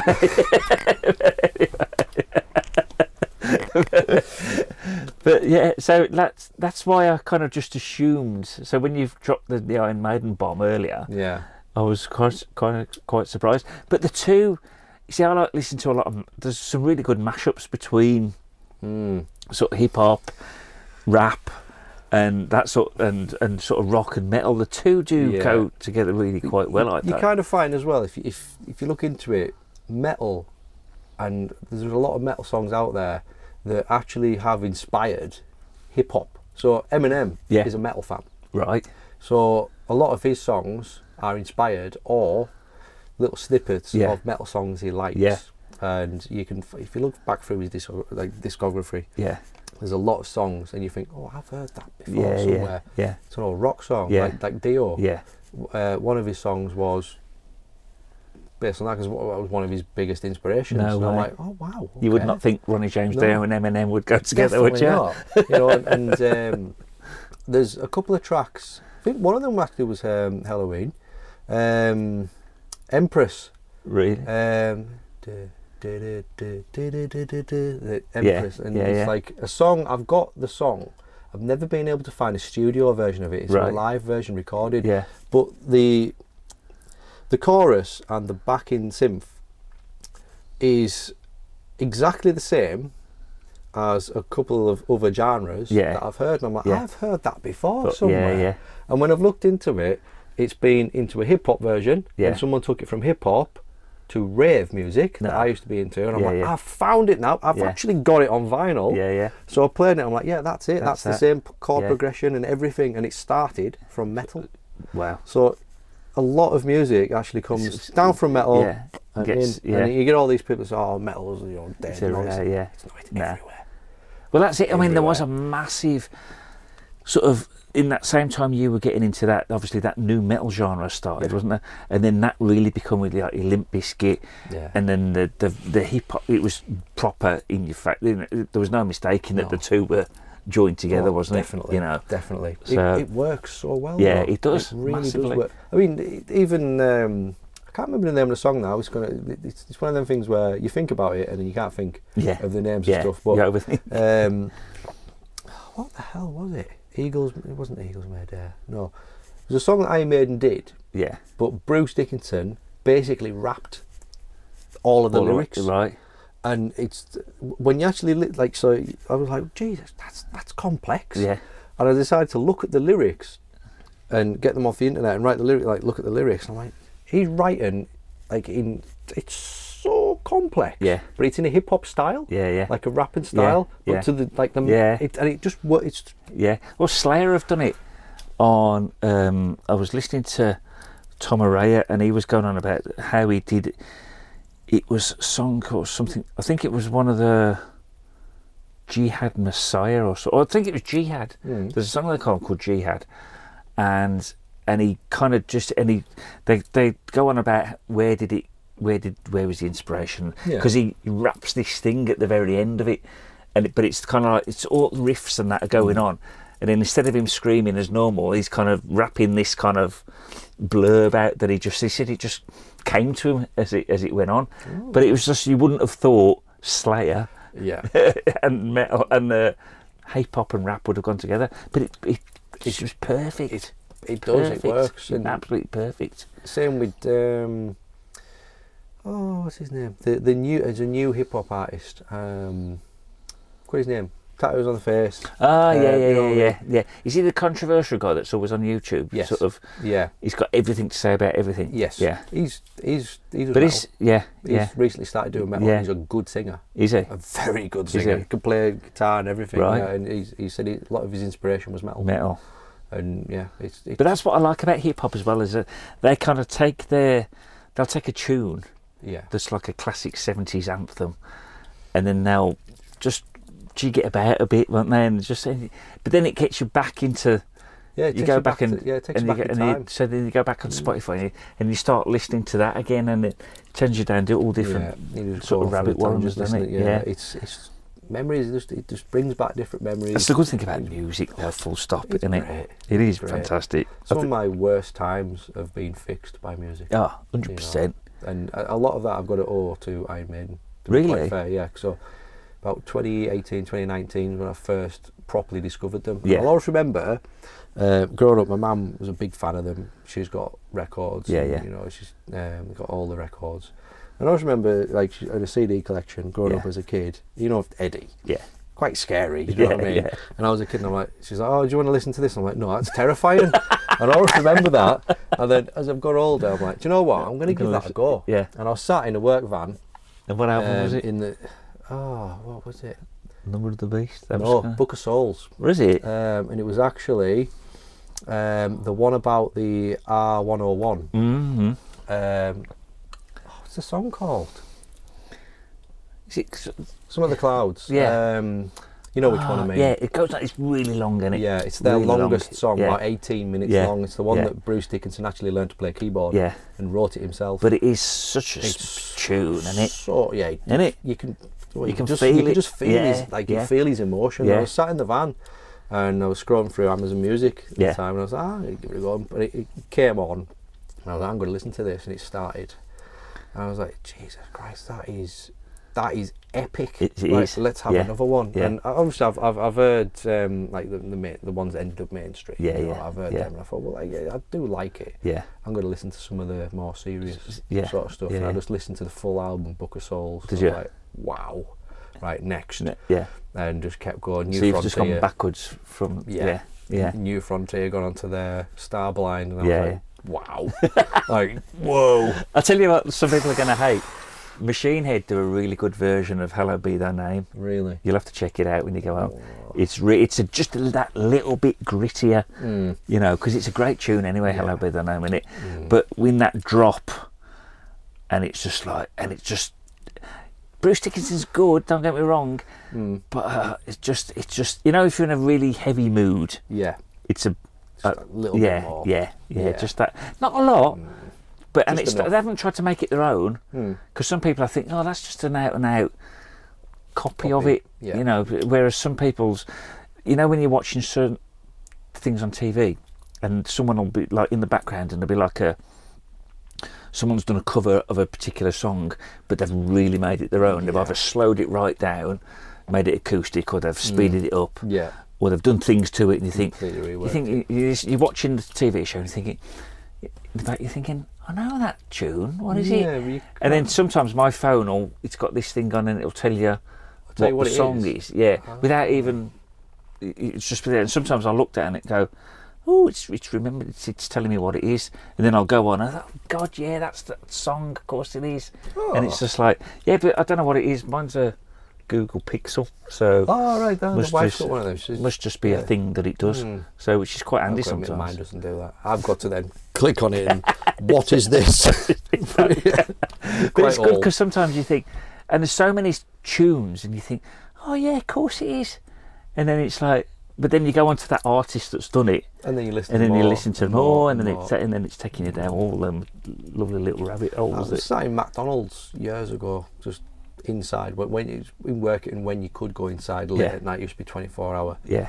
And they've got the music on, and a song came on, and it was playing. I was like, I know that, but that's not the same song. And it bugged me for ages and ages till I found. So I found out the song that was playing was Little Mix, right? Whatever it was. Yeah. I was like, there's an original to that somewhere. There is an original to that. I'm telling you, they have stolen that. I'm telling you, I am going to find it. So I found it, and it went back to hip hop. It was Exhibit. No. Got a song called Paparazzi. Yeah. And if you take the riff out of Exhibit's Paparazzi, they've then taken that and blatantly used every single note, not changed it in any way, and just put it in their song, changed the beat a little bit, put different words in. I knew that was a different song, because that came out in 1996. Yeah. And theirs came out in 2014 or something. Bloody hell. I knew it. So they just blatantly plagiarised it. Yeah. And for me, music and stuff like that, if I hear a song, like a modern song, and I'm like, they've stolen that off such and such. I don't care if they've got permission, they've stolen that off such and such, and they've got that off that, and I'm telling you, and then some people you talk to are like, no, they haven't, that's just came out. I'm like, no. The original is this. Like, no, it isn't. I'm like, right, let me show you. I'm like, yeah, but they've taken that off them. No. Other way around. This was in 1978, before they were even born. A lot of people nowadays, though, they've never heard the originals. Yeah. And they think that is the original. Yeah. And I sit and say all the time, I'm like, they've run out of ideas. Yeah. They've looked at what was popular back in the 90s. Yeah. Taken that riff, tweaked it a bit. Taken 4 bars of that. Yeah. Put it into theirs because it was popular. Yeah. People have automatically listened to it. Oh, this is catchy. Yeah. Not realising they've heard it before. No. I'm like, oh, this is good. It's all subliminal, isn't it? Exactly. And it works. Yeah. And it works. Totally. So yeah, music is. It's great. But yeah. Maiden, definitely. That's your thing. Definitely. And did that take you then down into other styles of rock and metal? Oh, yes. Yeah. I got into Arm and Armour. I went to see them with Machine Head. That was not last year, the year before. And bizarrely, my missus was madly into them. Really? Yeah. So I'd play it in the house, and she hadn't really, because it was a Monomath and Machine Head, and it was like a joint thing. And it was like a Monday night down at the Manchester Arena. So it's like, right, so we was there and back in the day sort of thing. We'll have Mondays off, so we went down in the day, came back that night. But anyway, so a Monomath come on, and she'd kind of heard them, but she didn't realise they were as Viking-y as they are. So she loved the stage show. And then when they get down, they do the rowing song, and everyone's on the floor, and she just loved it. So next time they come, we're off to a Monomath again. So, but I'll have to give you the heads up. Definitely. We'll go down together. Yeah, I'm massively. But they're playing. There's a really good festival in.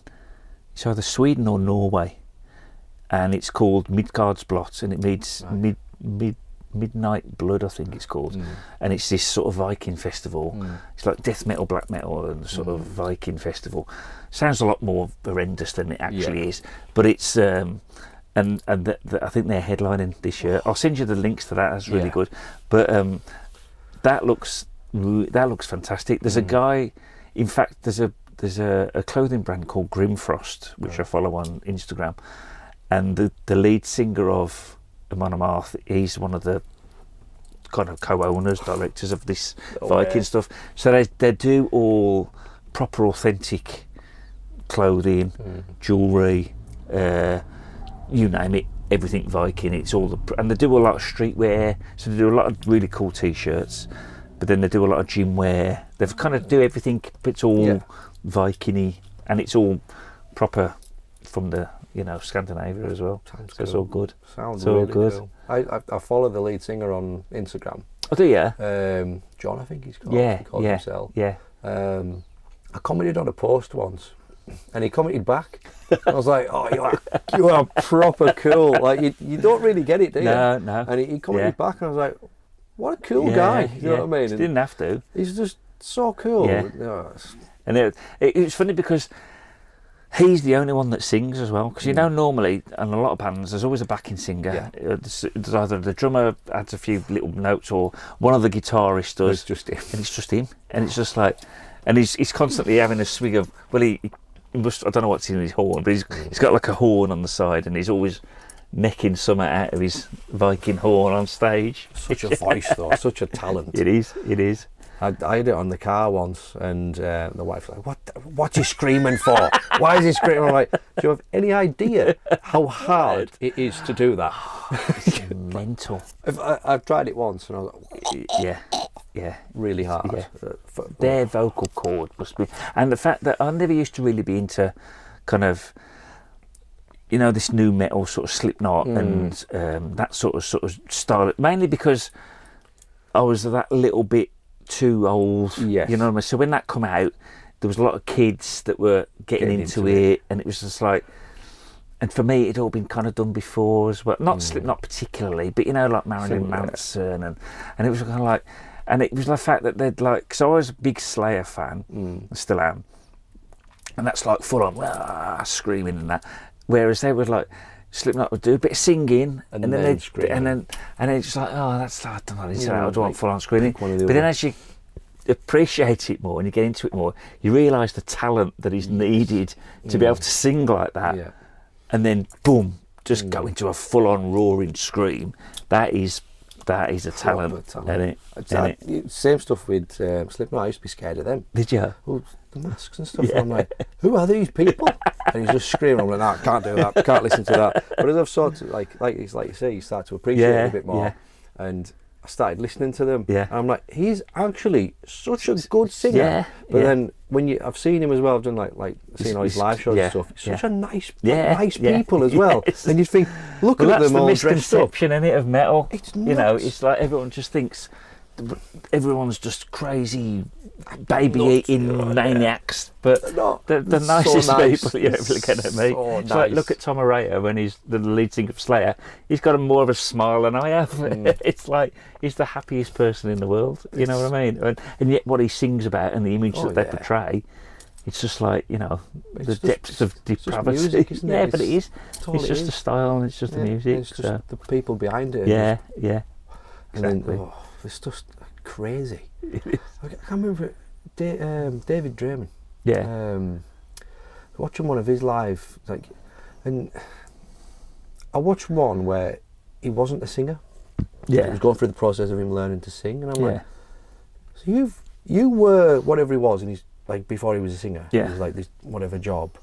He's learned to sing, and now he does that. Yeah. And you've heard his voice. Yeah. And I'm like, what a How? Yeah. Like, what a transition.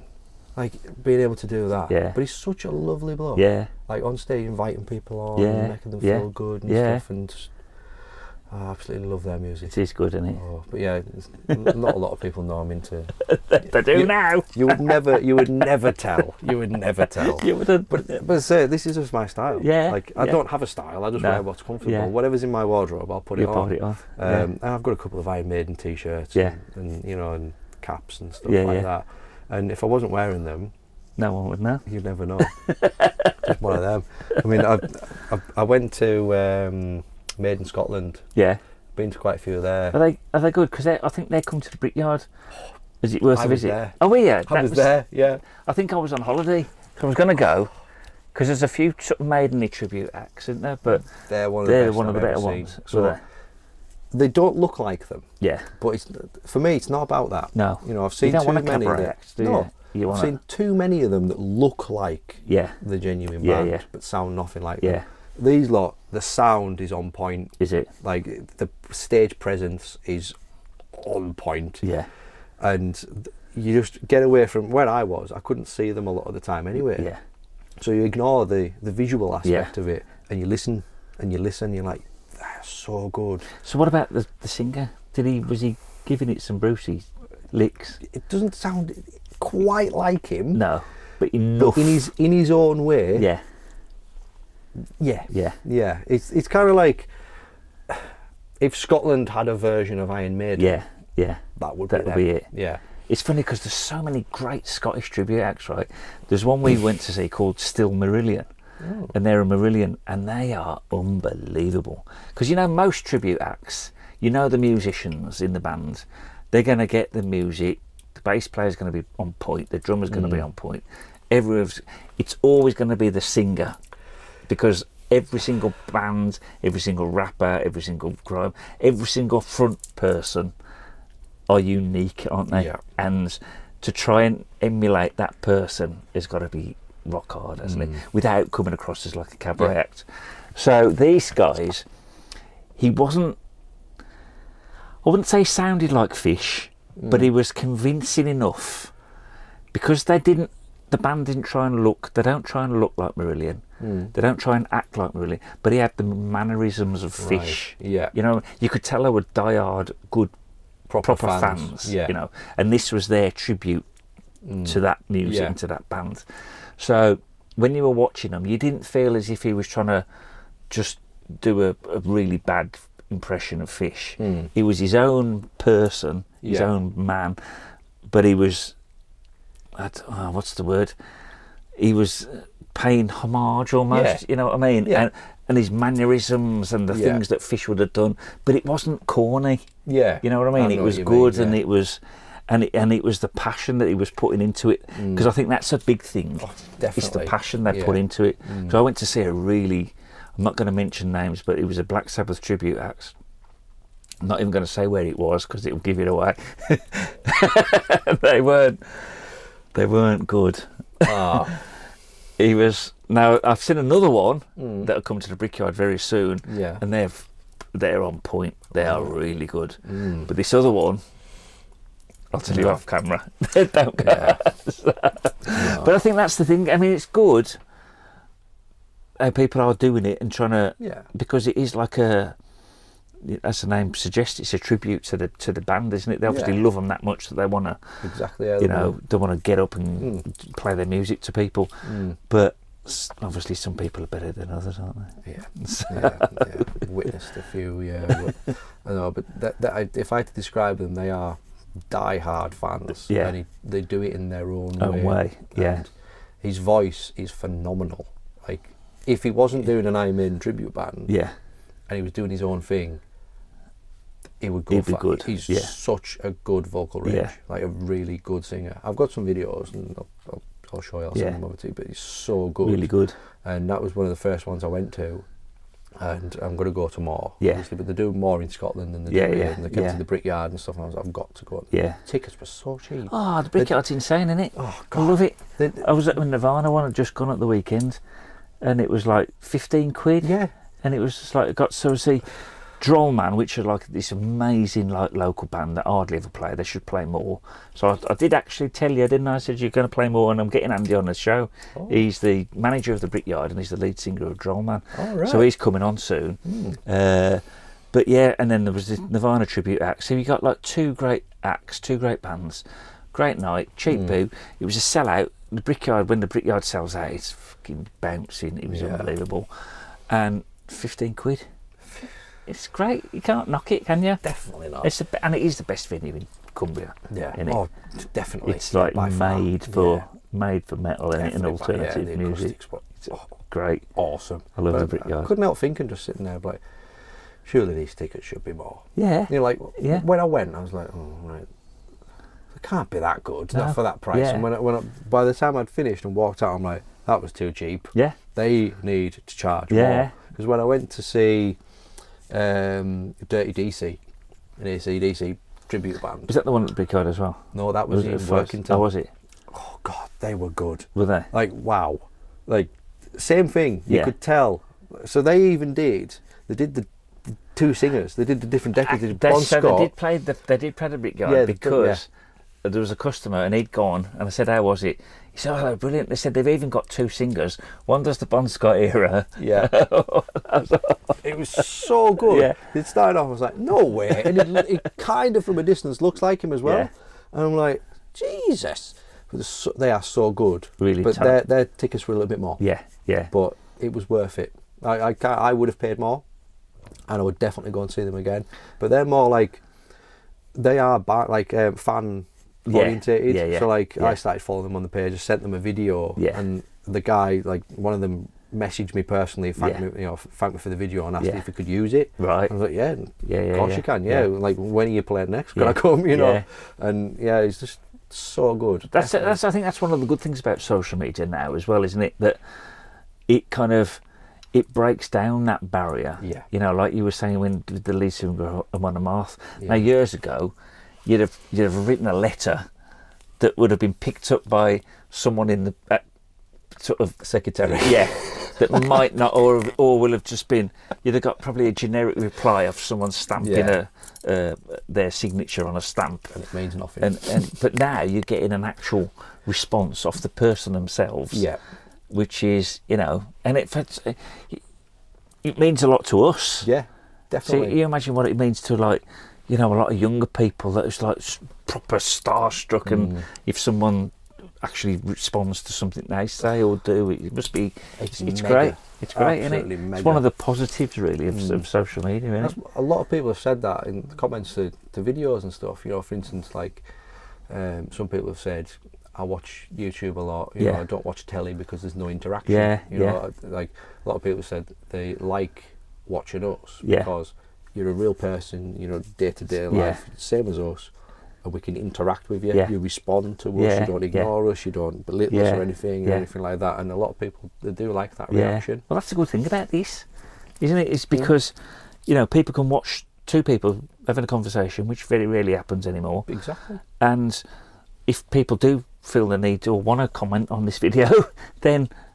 we'll respond to the comments. Exactly. And that's the thing that you don't get with, you know, I didn't even think of that, to be fair, because you don't. Because I'm the generation that has just been brought up on television. Yeah. So it's just like a thing that's in the corner of the room. But yeah, what you've just said makes perfect sense. This is now a medium where people are watching television, so to speak, but with the chance to interact with the people that they're watching. Yeah. You know, and then getting a real, almost a real time sort of response to whatever they say. I don't really. I wouldn't class myself as famous or anything like that. No. I'm just a normal bloke. Yeah. And I've been stopped in petrol stations, I've been stopped in town, I've been stopped all over the place. You get people coming up to you, oh, watch your video and all this sort of stuff, and I'm just like, you know, oh yeah, you're right, you know, because I'm just a normal guy. But you don't realise how much you've affected people's lives, until you've met them and you've spoke to someone face to face, and like we've done a few fan meetups and stuff like that, and then people come up and go, oh my god, it's actually you're real and all this. I'm like, oh yeah, you're alright. I'm like, can I have your autograph? I'm like, okay, right, okay. People still do that. Yeah, I'm like, all right. Will you sign my t-shirt? I'm like, yeah, of course. Oh my god, he will do it. And I'm like, obviously, yeah, but like you don't realise, like, to that person that's just watching my innocent little videos, to them I might be their idol or something like that, and you can't take it for granted too much, because I could do something on a video that could, I don't know, like change the course of their life or make them think different, and I've got to then present myself in that way. Because, you know what I mean? The term gets bandied around a lot, doesn't it? The influencer term, but it is. Yeah, you do influence people's. Yeah, you can. You've got the ability to influence people's lives. Definitely. You know, if they say that you doing this particular thing, well, if it's all right for the flex to do it, then I could do it. You know, and it's got to be so careful. Yeah, because there's so many. Because we don't know who's watching this. Probably nobody. But you know, you don't know what age group are watching it. You don't know what their sort of mental state might be. So you've got to be sort of conscious of those things to a degree. Exactly. You can't be totally No. try and preempt everything, but you've just got to be sensible, haven't you? Yeah, so also got to try and be yourself as well Yeah, at the same yeah. time, and it's not. I easy. think that's the thing that people can pick up on massively. If you're not yourself, if you're not, well, I can't think of the words, just got out of my head, but you know that when you're sort of true to yourself and there's a word for it, I can't think what it is, but you know what I mean. People can pick up on that if it's authentic. If you're not, if you're not authentic, people then pick up on it. And we can, you know, you can spot someone a mile away that's just putting it on. Exactly. You know, even someone who's not laughing properly at you. It's in the eyes, isn't it? Yeah, you can tell a mile off. And that's what people like. Yeah, you know, they love it. I've had so many, like, when I was going through a bad patch a couple of months back, and I decided to have a long break. Yeah. And, you know, if anyone's watching that knows, you know, they'll understand why. Yeah. And I was just sitting there thinking constantly, what's the point in doing this? Yeah. You know, I yeah. can't be bothered with this and all this. And then sat down one day and I was reading through old comments and I'm like, oh shit, I didn't actually realise how much people sort of care. People care, and how much I've actually affected people. I need to do something because I'm letting people down. Yeah. And it was the comments that sort of give me a kick up the backside to say, you need to do something, because all you're doing is letting all these people down that have watched you, and you're just sitting there and doing nothing and letting it all squirrel away and stuff. Get back up and. So it's good it's good in both respects then, really, isn't it? Because it's good for the viewers and the listeners, because they're getting what they want out of it. Yeah. But then when us as kind of creators are hitting a sticky patch or a bad patch, then it's kind of like they're as good for us, you know. So it's that great sort of, and I know when you're kind of doing research into things and you're looking at things, and I say it's all about building a community, and it sounds like such a cliche, doesn't it? But it really is, isn't it? You know, because people will specifically tune into this show, say, every week, because they don't know what they're going to get, or they know they're kind of going to get roughly a similar thing, and they look forward to it. Yeah. So you're kind of impacting their life. Exactly. And it's in a good way, hopefully. And then if something happens and you're not particularly feeling, I don't really want to do it now, or don't get into me. Not that I'm doing it for likes or anything like that. I'm doing it because I enjoy doing it. Yeah. But you know, you're looking at the stats and thinking, that's shit, what's the point? You know what I mean? But then exactly what you just said, and then you just read some comments, or in the position I'm lucky enough to be in, I get people actually coming to me almost on a daily basis saying, I loved your podcast, or I love this, and so I'm getting that, because of the job I do, I'm getting that sort of interaction physically off people, whereas I suppose a lot of people in this position that we're in now don't. You know what I mean? Because it's very rare, isn't it? Because I'm static. I'm there every day, so I'm there Tuesday to Saturday, Penrith Town Centre. so but people are coming up to me and saying, the podcast is great, I really enjoyed so and so. Like I had two guys from Carlisle today, and they said, you interviewed Josh the other week, didn't you? It was really good, and he's doing my wedding in a month's time, and so it's just, you know, that it's just little things like that, and then it kind of just spurs you on. Yeah, keeps you going. Doesn't it? To give you that, gives you that sort of little goosebumpy feeling. You think, you know what? I must be doing something good here for people to enjoy it. I think you need that though as well. You do. To let yourself, you know, to show yourself that you're really doing something good. You know, because if I had someone come up to me in the street and be like, your videos are crap, I'm like, sorry, you know. But as well, you've got to take that with a pinch of salt. And, you know, right, is there anything that I can do better? Is there anything that I can sort of do a little bit better for what you want? You know, and you've got to, you know, take it both ways, haven't you? But absolutely, it has helped massively, because at one point, like 2 months ago, something like that, I was going to quit. Was you? Completely I was like, I don't want to do this anymore. I can't bother with it. It's just too much. I can't handle it, and I just stopped. So I've not uploaded for a while, and as I say, I was just reading the comments, and I'm like, shit, I'm letting people down here. I'm not only letting people down, I'm letting myself down. And then I put a post on thanked everybody. I was like, you know what, you've really given me, you know, Yeah. helped me on. Yeah. You know, and some of these comments are like 2 or 3 year old and Yeah. stuff, but they still mean. But that's everything, really good, you know what I because mean? that shows that authenticity that we're on about, doesn't it? That Yeah. people, because we are all just the same. Oh yeah, exactly. You know, yeah. everyone watching this is the Yeah. same as me and you, and we all have our ups, we all have our downs, we all have our worries and thoughts, and so it's just like, and when I think when people see somebody that they kind of like, I don't know, admire or like or follow, it being in exactly the same position as them, and then that person watching it has helped the person that they watch. It's just like, whoa. It's just like that community thing, doesn't it? And it's all good. Gives them a bit of normality as well, because yeah. they sort of see someone like yourself go through it. Yeah. Like, oh, well, if they can go through it. Yeah, yeah. And yeah, I've had a few. I've had a lot of comments based on, you know, I'm disabled, I can't get out. Yeah. You know, thanks to your videos, I can see what's around, and you know, I feel like I'm there with you. And all this, and it gets you, like, it brings a tear to your eyes sometimes. Yeah, it you know will what I do. mean? It will do. it's Because very of the life inspirational. we lead, that we kind of just take for granted. Yeah. We have absolutely no idea who's out there, what their situation's like, and what we're bringing to their life, do we? Exactly, Hopefully for the better. Hopefully a lot of joy. Yeah, yeah. And in most cases it is. Yeah, and, yeah. And you just sit and you just think. I mean, I've started. I've filmed this new video. Yeah. And plucked up the courage to do it all, and you know, all that sort of stuff. And got quite friendly with one of my subscribers. Yeah. He'd been subscribed to us for like 7 years or something like that. Yeah. He was saying only the other day we'd filmed this boat video, and we'd gone to this island, and we've done a couple of videos together now. And he said the other day, he said, you know, it's just quite surreal for me still. And I was like, what is? And he was like, well, I've watched you for years. And he says, now I'm like, I'm mates with you. And he says, it's weird. And I was like, well, for me, I'm a normal guy. Yeah. I do videos, you know. I'm not going to then turn around to somebody that says, oh, do you fancy doing this? Like, no, I do, and I'm better than you. Yeah. I'm the same as you. Yeah.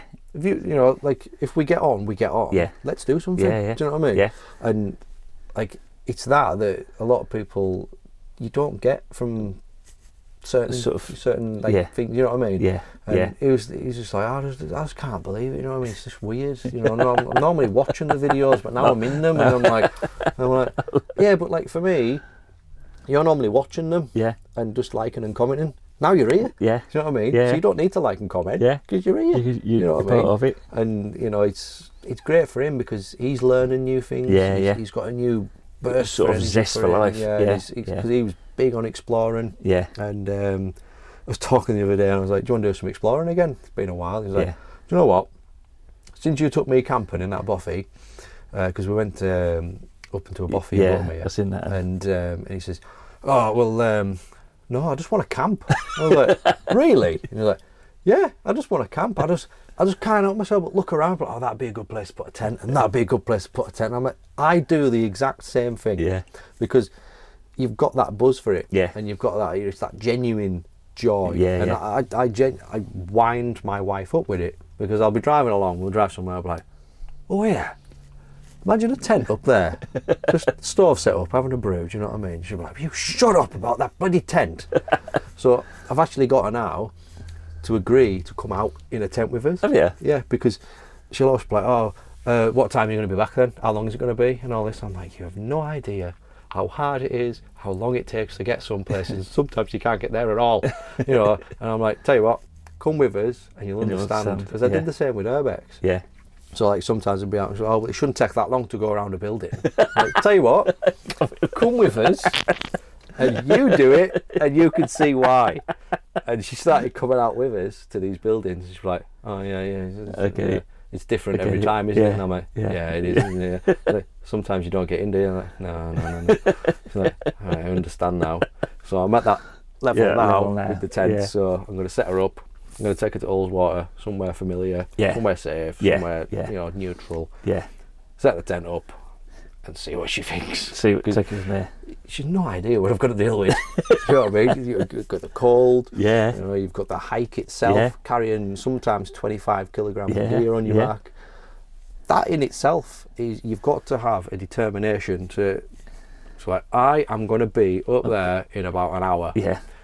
and I will be there. Come rain or shine. Because if you get that in your mind and think, oh God, this hurts, I can't do it, you doubt yourself too much. Yeah. And you talk yourself out of it. Yeah. Yeah. And that's it. Yeah. So that's what I do. I'm like, we are going up there, we are eating food on that stove or that fire or whatever, and you're going to enjoy it. So that's the new thing. Fingers crossed. Excellent. Fingers crossed. Well, you know what, mate? I've thoroughly enjoyed tonight. I have myself. It's been good craft. Thank you very much. I've learned a lot. I've been looking forward to it for ages. Thank you very much. Yeah. Ever since seeing you all just set up and stuff in town, I was like, I could do one of them. When I was seeing you had the podcast, I was like, oh no way, he's got Instagram as well. Yeah. I was like, this is cool. So yeah, all mod cons now. So thank you ever so much. Thank you very much. much. Hope you've enjoyed it. I hope you lot have enjoyed it, watching or listening, as much as we have. So you know what to do if you have.